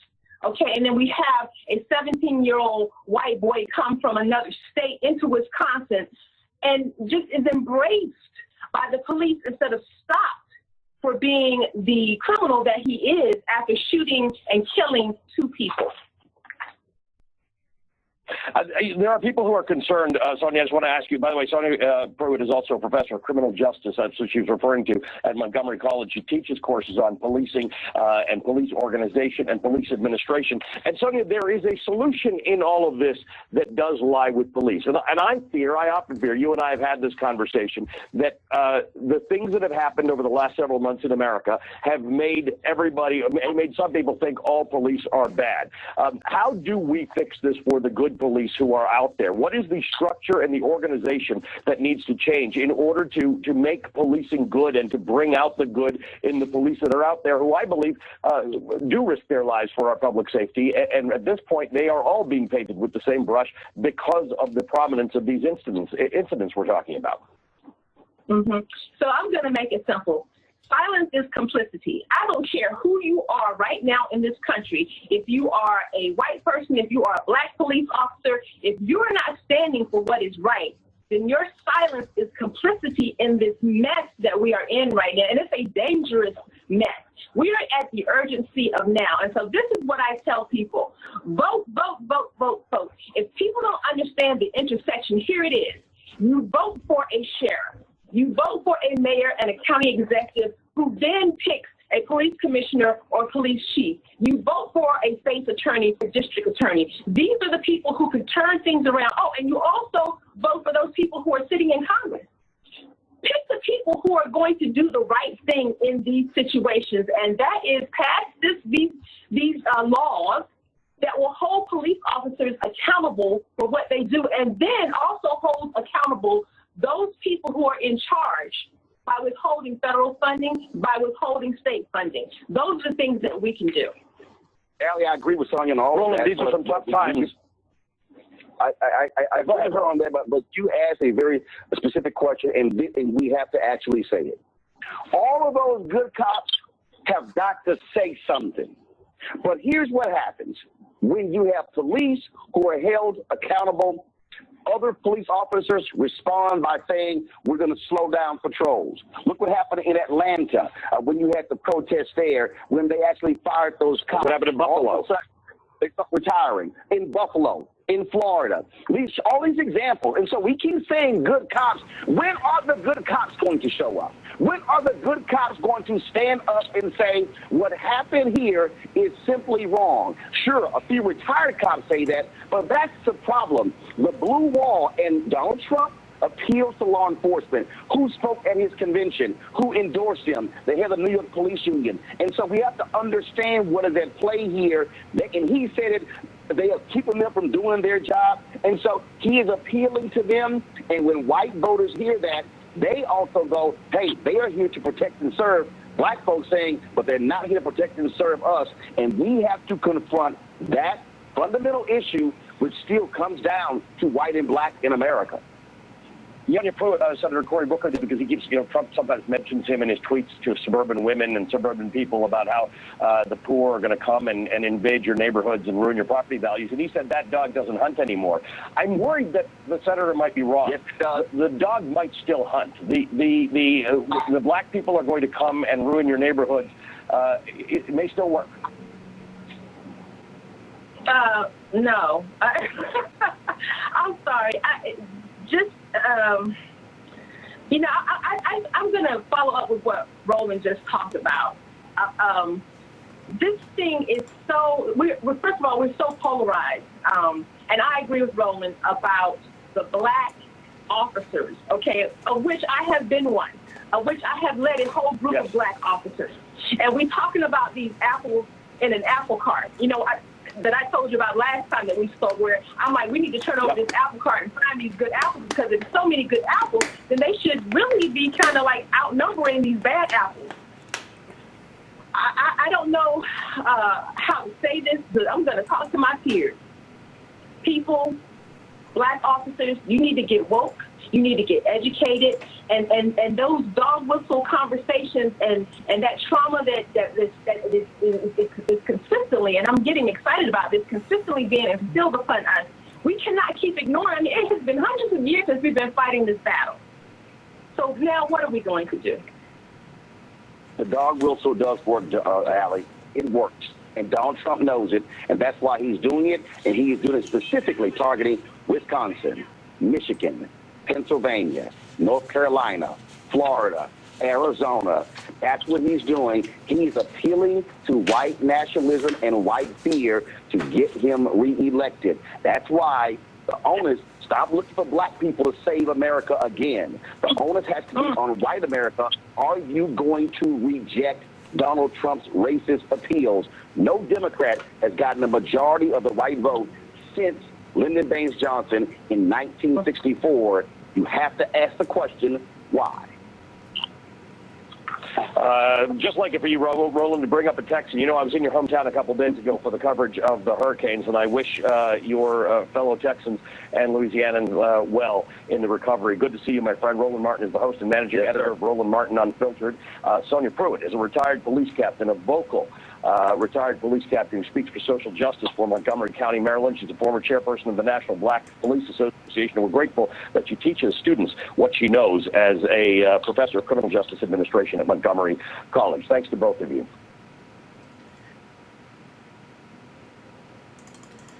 Okay, so that was from MSNBC. That is from Ali Velshi from Sunday, I think it was Sunday.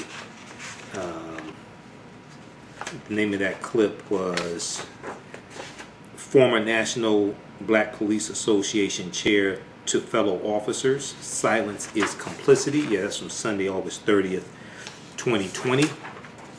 So you can check that out at MSNBC's website.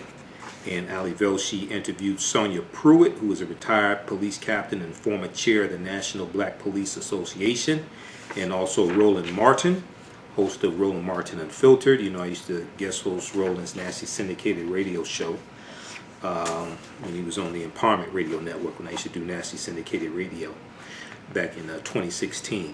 All right, let's shift gears here. We're going to go to part 2 of Joe Biden's plan for empowering Black America.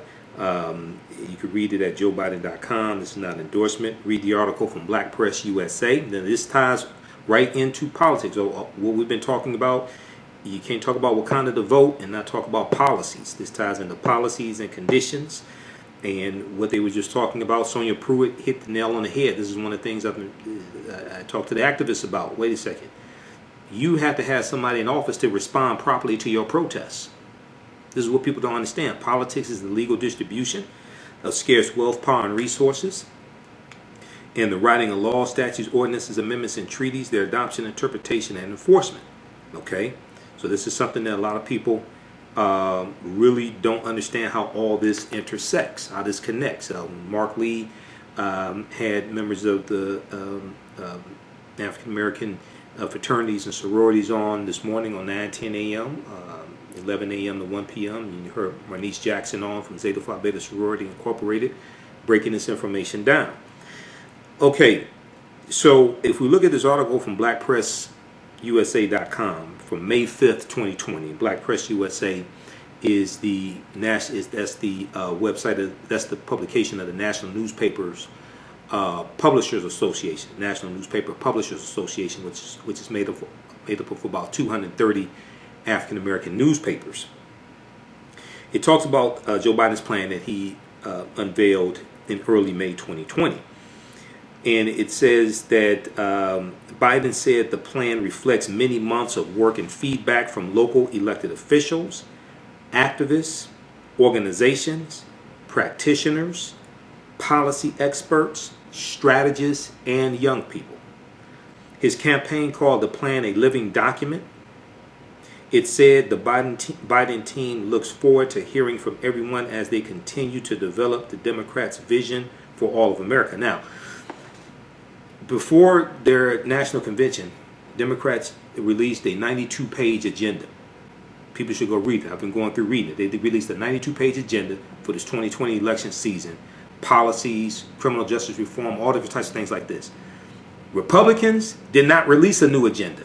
Their agenda is Trump, get Trump reelected. They said they're going to use the agenda from 2016. They did not vote on a new agenda. They did not release a new agenda. All right, pay attention to this. I'm neither Democrat nor Republican, but I pay attention. I study history, politics, and law. In a news release, the Biden campaign noted that Biden, quote, knows we need a comprehensive agenda for African Americans with an ambition that matches the scale of the challenge and with a recognition that race-neutral policies are not a sufficient response to race-based disparities, end quote. Race-neutral policies are not a sufficient response to race-neutral disparities.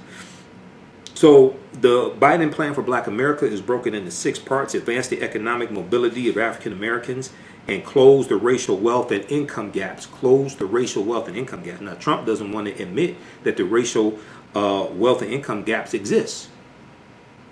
He's not addressing it and doesn't even want to admit they exist. If you remember a few months ago when Yamiche Alcindor in the Rose Garden, when Trump had one of his coronavirus task force press conferences or whatever, and she talked about the disparities dealing with the unemployment rates of African Americans, and it's twice as high as white people. She asked him, how are you going to address that? He said he's going to build the greatest economy in the history of this country, or the history of the world, to address that. Well, before coronavirus, you said that was the greatest economy, and all those disparities existed then. He doesn't even want to address it. He doesn't want to really acknowledge it exists and has no plan to address it. You can't say you're going to build the greatest economy to address the disparities, but you said the greatest economy existed before coronavirus and the disparities existed. At the same time, his attorney general is in court to repeal the entire Affordable Health Care Act and kick 20 million people off of health care. And the Affordable Health Care Act gave health care to 3 million non-elderly African Americans who did not already have health care. So I saw some of that minstrel show that they put on, the White Power Hour, called the Republican National Convention. You know, we'll do some fact checking next week. We're running out of time, and we'll do some fact checking next week. I got a bunch of stuff. That right there, I mean, you had a loss for words. You know, so but the Biden plan is broken into 6 parts. So advance the economic mobility of African Americans. 2, expand access to high-quality education and tackle racial inequity in our education system. 3, make far-reaching investments in ending health disparities by race. Strengthen America's commitment to justice. Make the right to vote and the right to equal protection real for African Americans. Notice how Republicans are not talking about this. Now, the March on Washington, they wanted to push through the 2 main bills they want to get pushed through the Senate that already passed the House of Representatives. That's controlled by Republicans. The House is controlled by Republicans. The Senate is controlled by, the House is controlled by Democrats, I should say. The Senate is controlled by Republicans.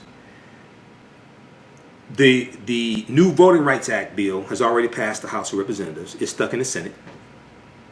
Okay, and then the George Floyd police justice bill, that's stuck in the Senate as well. Okay, the George Floyd Justice and Policing Act, that's stuck in the Senate. Now, basically all the U.S. senators, I'm not sure about Senator Tom Cotton of Arkansas, but basically all the U.S. senators showed sympathy and said what happened to George Floyd was wrong. But they don't want to pass this bill to hold police accountable.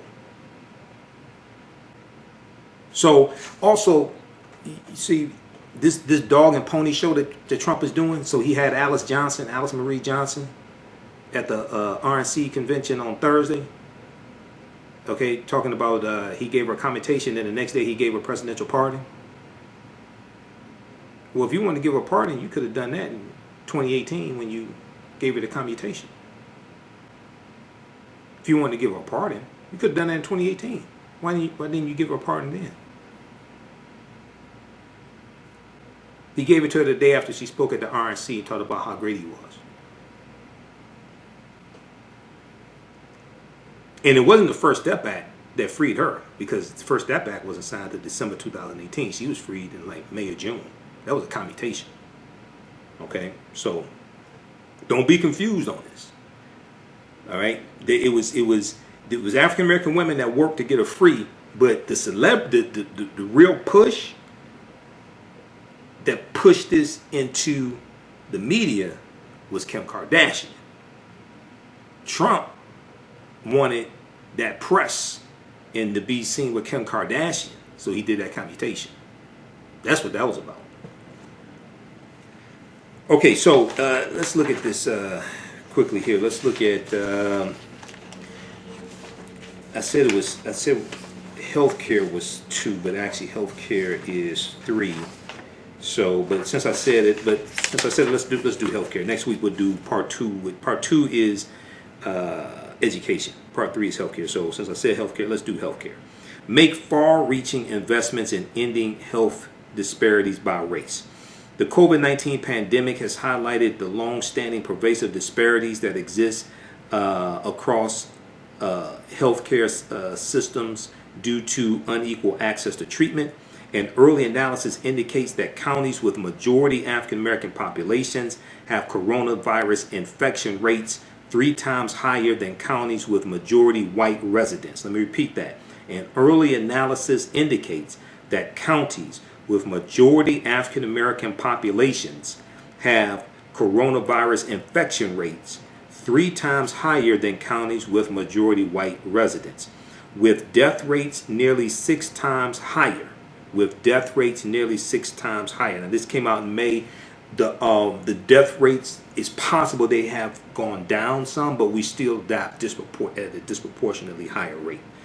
Okay, so African Americans are more likely to be uninsured and report higher rates of chronic health problems, and these factors increase their chances of becoming seriously ill and dying from the disease. This is unconscionable.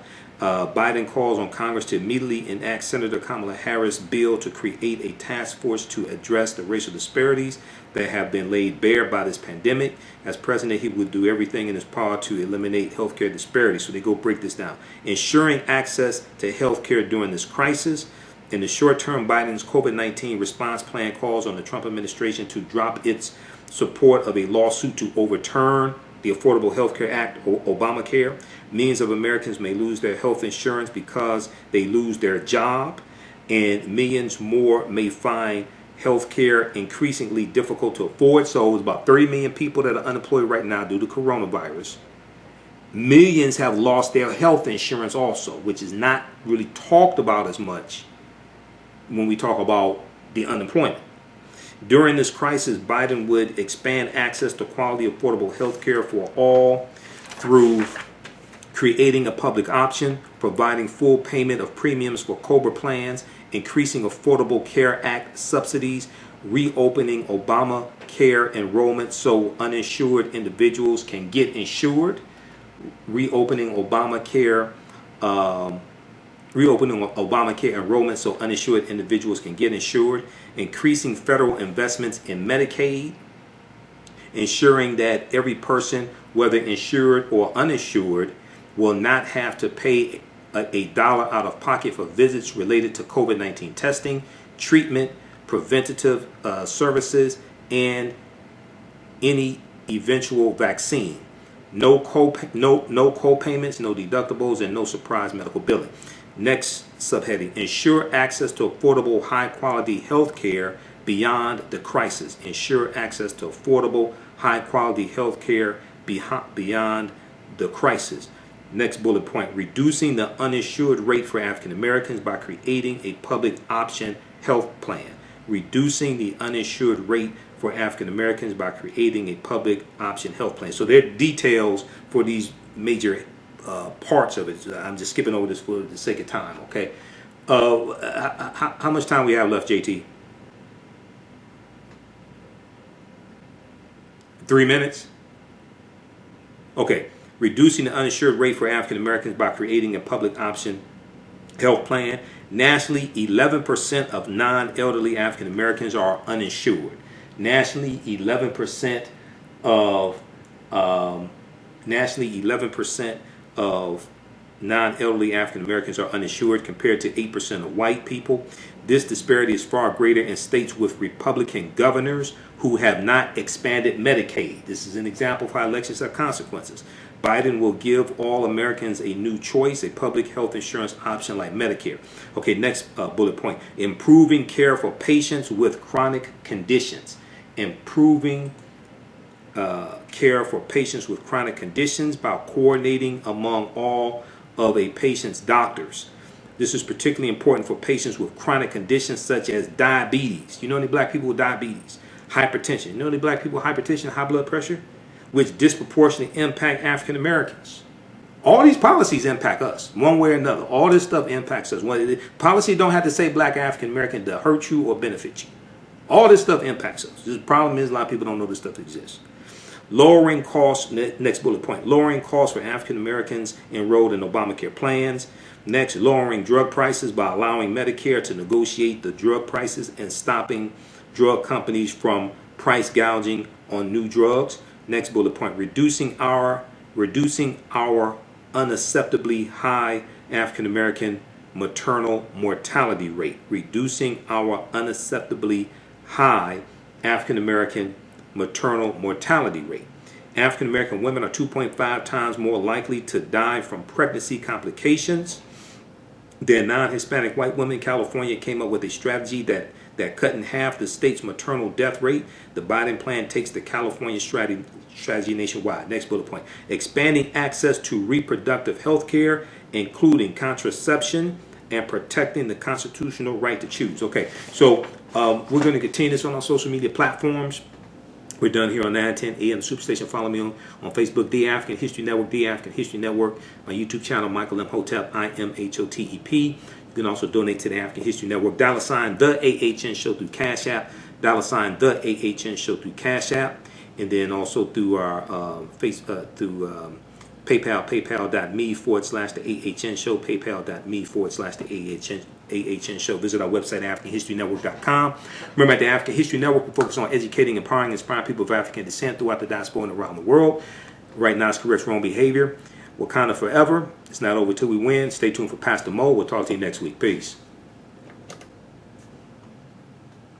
All right, stand by, everybody. Stand by, everybody. Okay, so if you want to advertise with the African History Network, email us customer service at AfricanHistoryNetwork.com. Customer service at AfricanHistoryNetwork.com. Our current promotion: buy 1 month, get 2 months free. Buy 1 month, get 2 months free. And let's see, we have a new advertiser here. Just 1 second.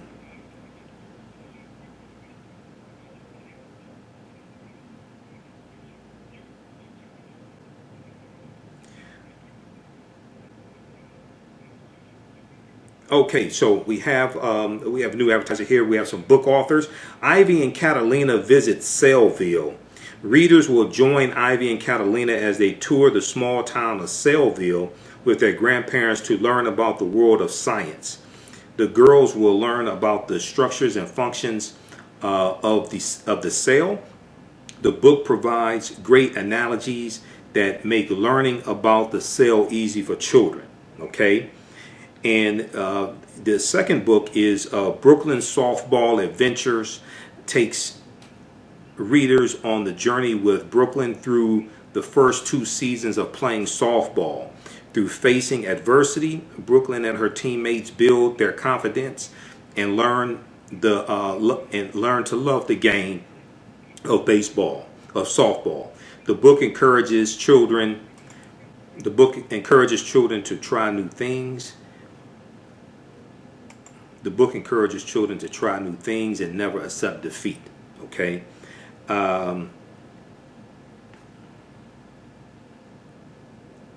Just one second here.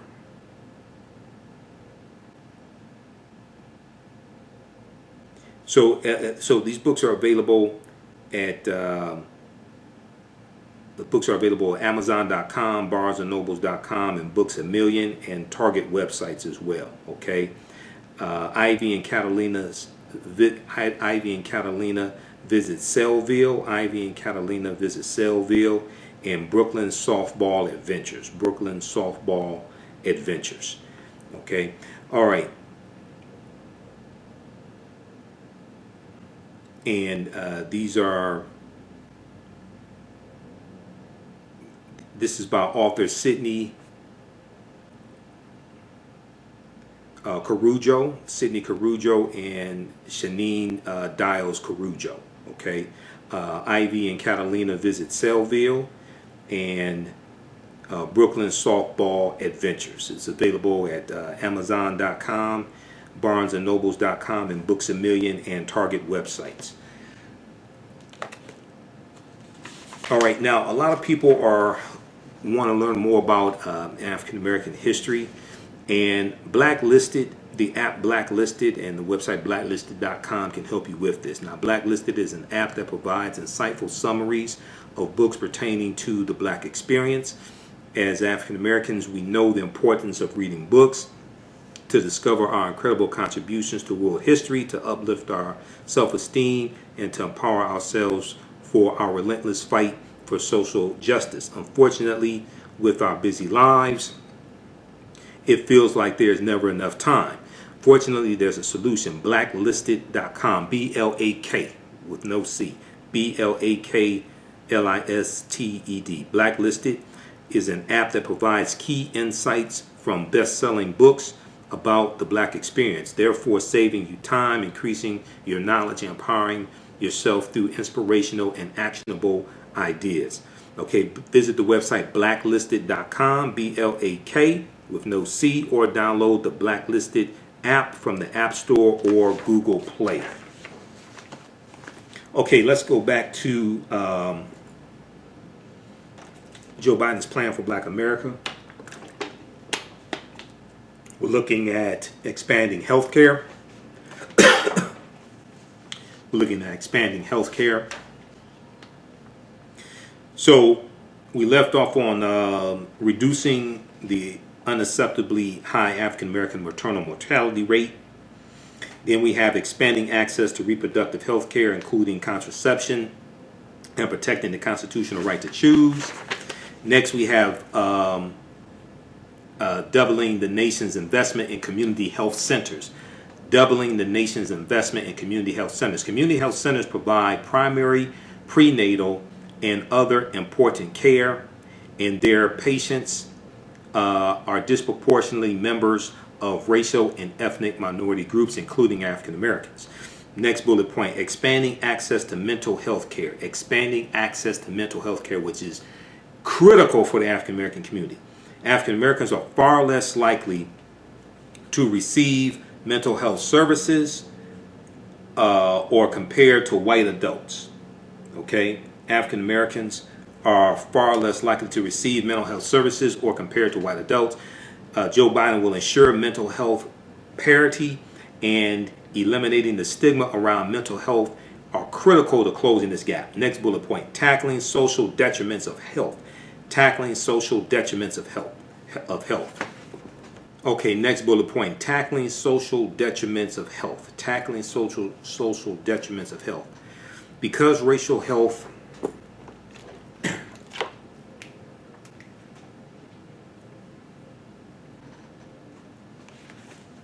Okay, next bullet point, tackling social detriments of health.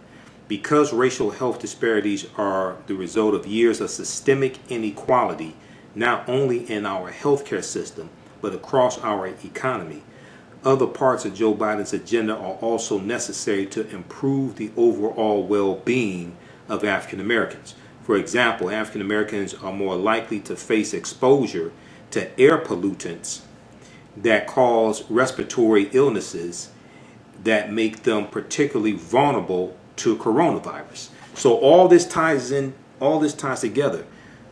When you look at, there have been 100 environmental regulation rollbacks under the Trump administration, rolling back environmental protections from the Obama administration and previous administrations that were kept in place by the Obama administration.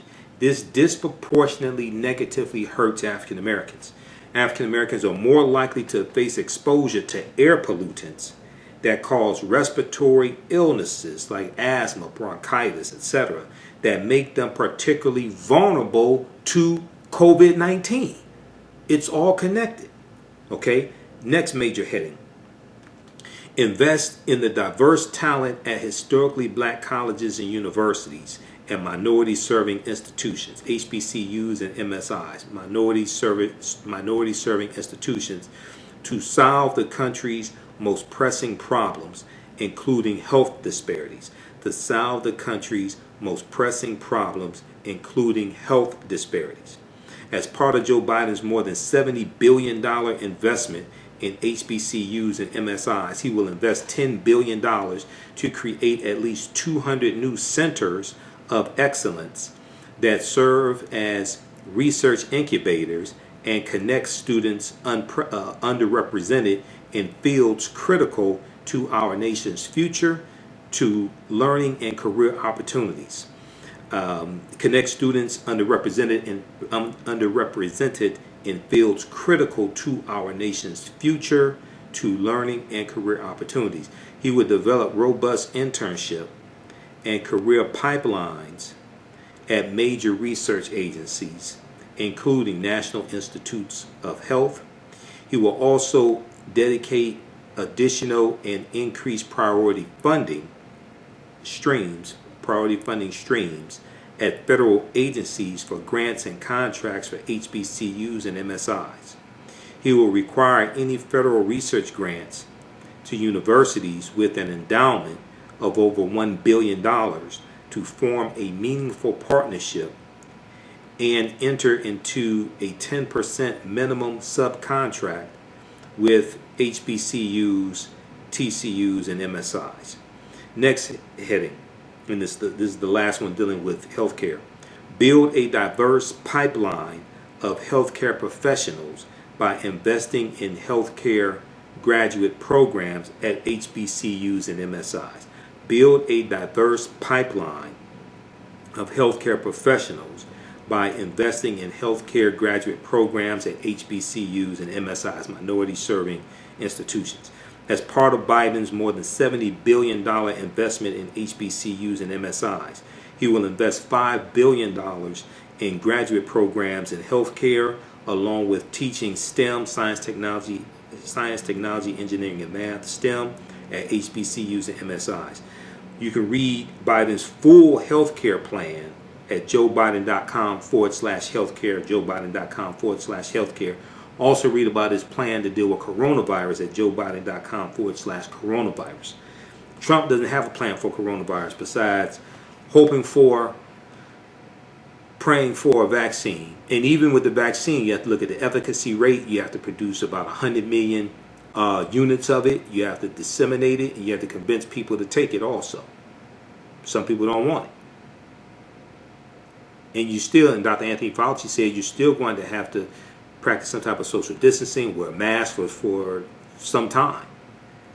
Okay, so this is an example of what happens when you have somebody who's declared war on a scientist, thinks they know more than the scientist, disassembled pandemic teams, got rid of the predict pandemic team in 2019, got rid of predict that was used by the Obama administration. You had Timothy Zimmer removed as the head of the global pandemic team for the National Security Council. There was National Security Advisor John Bolton that removed him about May of 2018, and that position was never filled again. Okay, it's just one mistake after the other. Then coronavirus, he got warnings about it in his presidential daily briefings going back to November and December 2019. Just one mistake after another. He called it corona flu for some time, said it was a hoax, all different types of things. Said it's just like the flu. Elections have consequences and stupidity is deadly.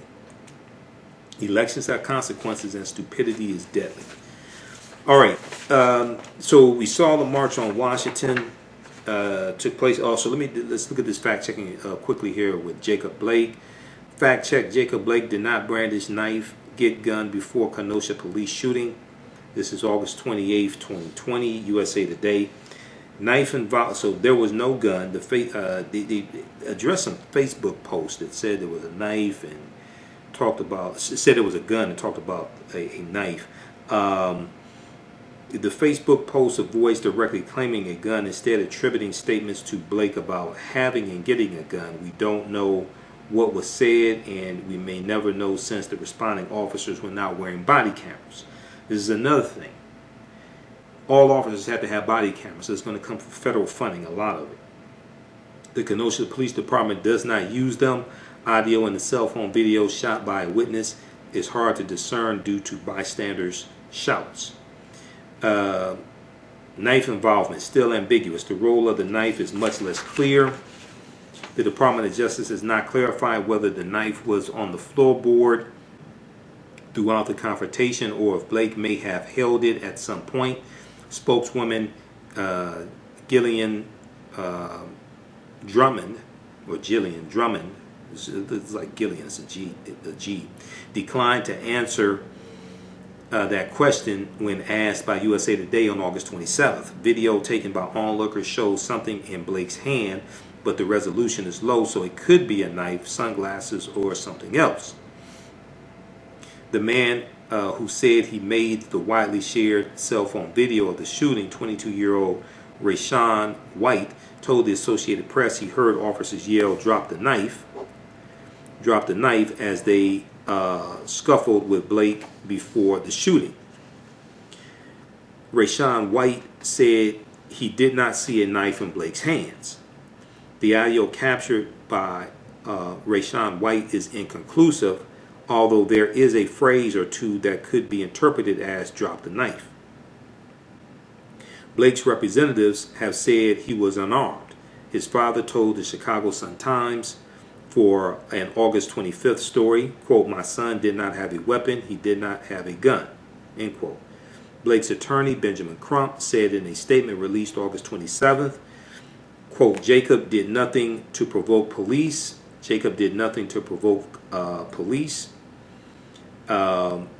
Witnesses confirmed that he was not in possession of a knife and did not threaten officers." Okay, witnesses confirmed he was not in possession of a knife and did not threaten officers in any way, end quote. But another attorney representing the Blake family, Patrick Salvi Jr., told CNN the day before that Blake did not have a weapon in the vehicle, which turned out not to be true. What we do know is that referring to Blake as quote-unquote brandishing appears to be an exaggeration. Video of the shooting shows Blake walking around the front of the car with his back to officers and his left arm swinging at his side, grasping some object. Brandishing is defined by Merriam-Webster as, quote, to shake or wave something such as a weapon menacingly, end quote. That's not what the video shows, okay? We also have to look at legal definitions of brandishing, but it's basically probably the same. So their ruling is that that claim is false. We have no way of knowing for sure what Blake said, but we know there was no gun, and we don't know if the knife police later found in the SUV was there throughout the confrontation or held by Blake at some point.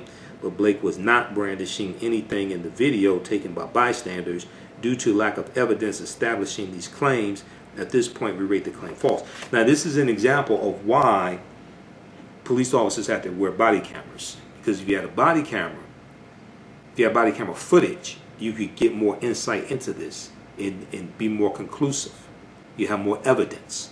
You have audio, okay, clearer audio as well. All right, so check that out from usatoday.com and continue to watch the developments of this case. We saw that NBA players and NHL and WNBA players had various types of boycotts. We see NBA games resumed on Saturday, and arenas will be used for polling stations. The NBA and its players, New York Times reports on this.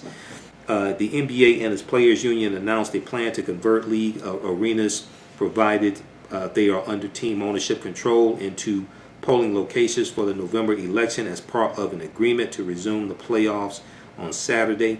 Officials said in a joint statement on Friday, quote, "We had a candid, impassioned, and productive conversation yesterday between NBA players, coaches, and team governors regarding next steps to further our collective efforts and actions in support of social justice and racial equality."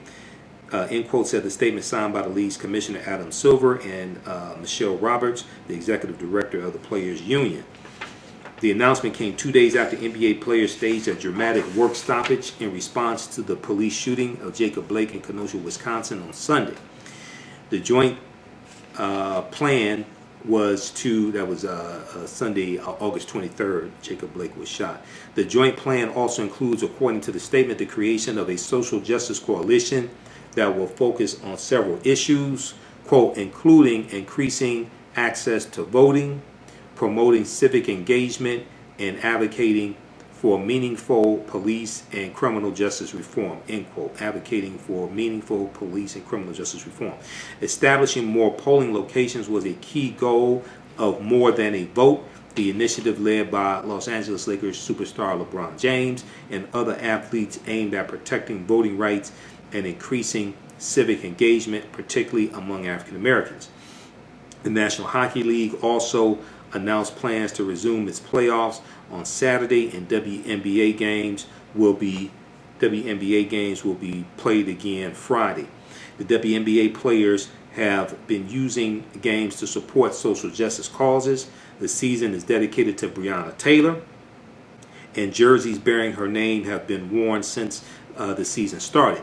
Players on the Washington Mystics protested pre-game on Wednesday by wearing shirts spelling out Jacob Blake's name with the marks signifying bullet holes on their backs.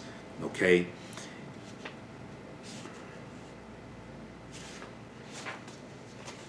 Let me see here. There were a couple more stories here from these updates from the New York Times I was looking at. Now we know the March on Washington anniversary took place, 57th anniversary of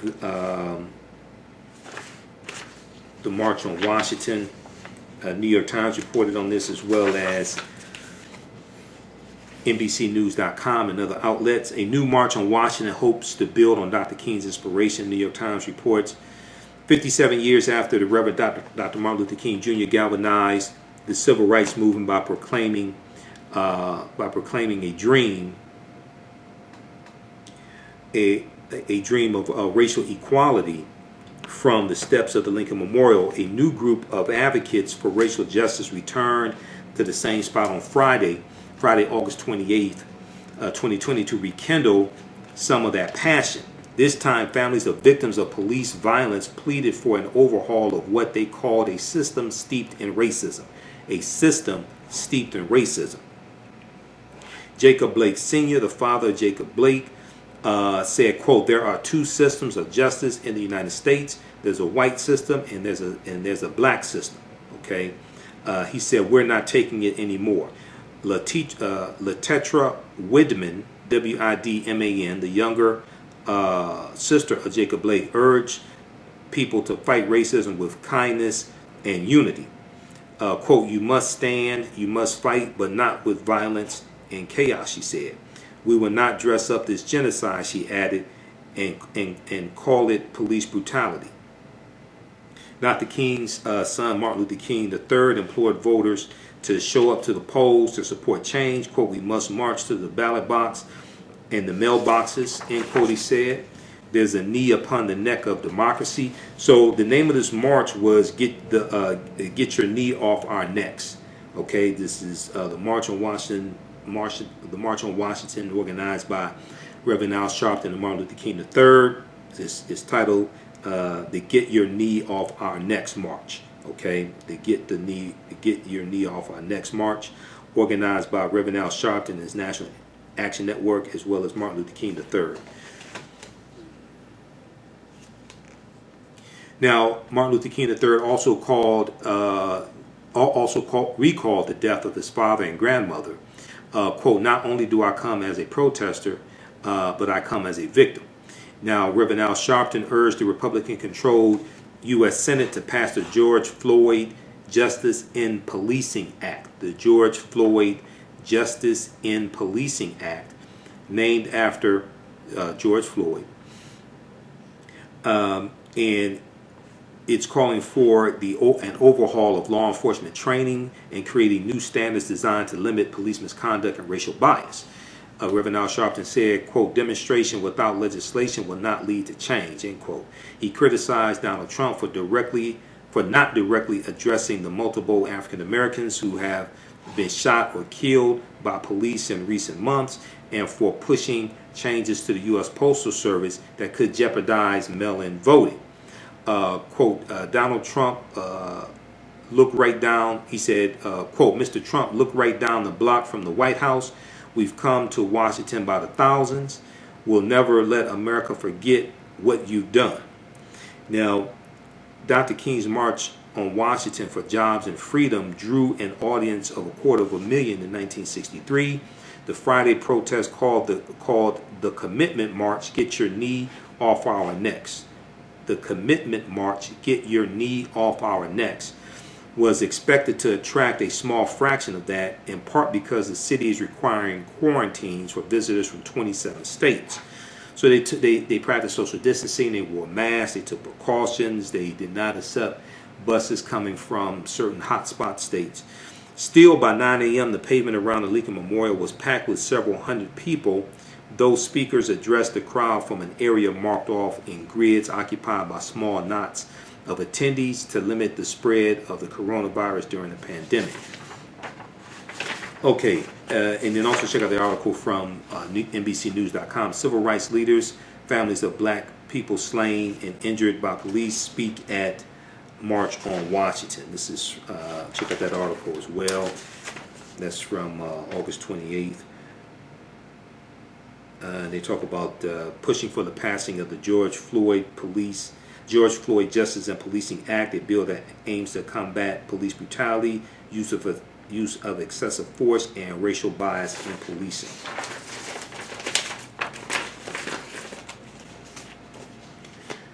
Okay, and then also look at the fact checking, and we'll get into this next week. Look at the fact checking on the RNC convention. In New York Times has fact checking, as well as Washington Post, NBC News.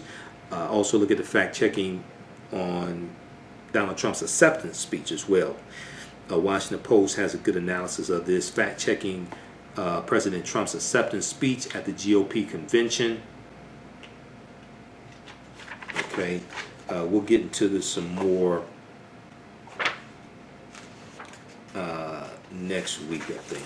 Okay, yeah, we'll get into this some more next week. Okay, look, we have to get out of here. And we have a new advertiser also. Email us, customer service at AfricanHistoryNetwork.com. Current promotion, buy 1 month, get 2 months free you want to find out more about Advertising with the African History Network, okay, we have 2 books by, we have 2 children's books, Ivy and Catalina's visit, Ivy and Catalina visit Sellville. Ivy and Catalina visit Sellville. Readers will join Ivy and Catalina as they tour the small town of Sellville with their grandparents to learn about the world of science.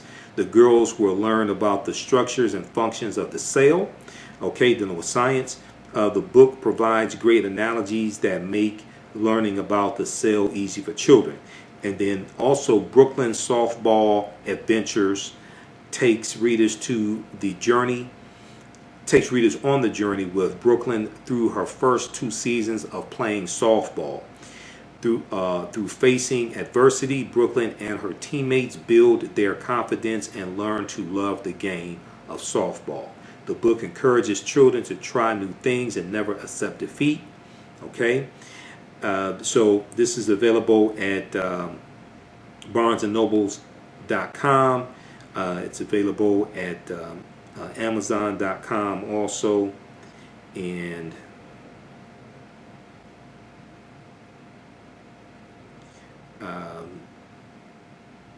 it's available at Target's websites, Books A Million, BarnesandNobles.com, Amazon.com.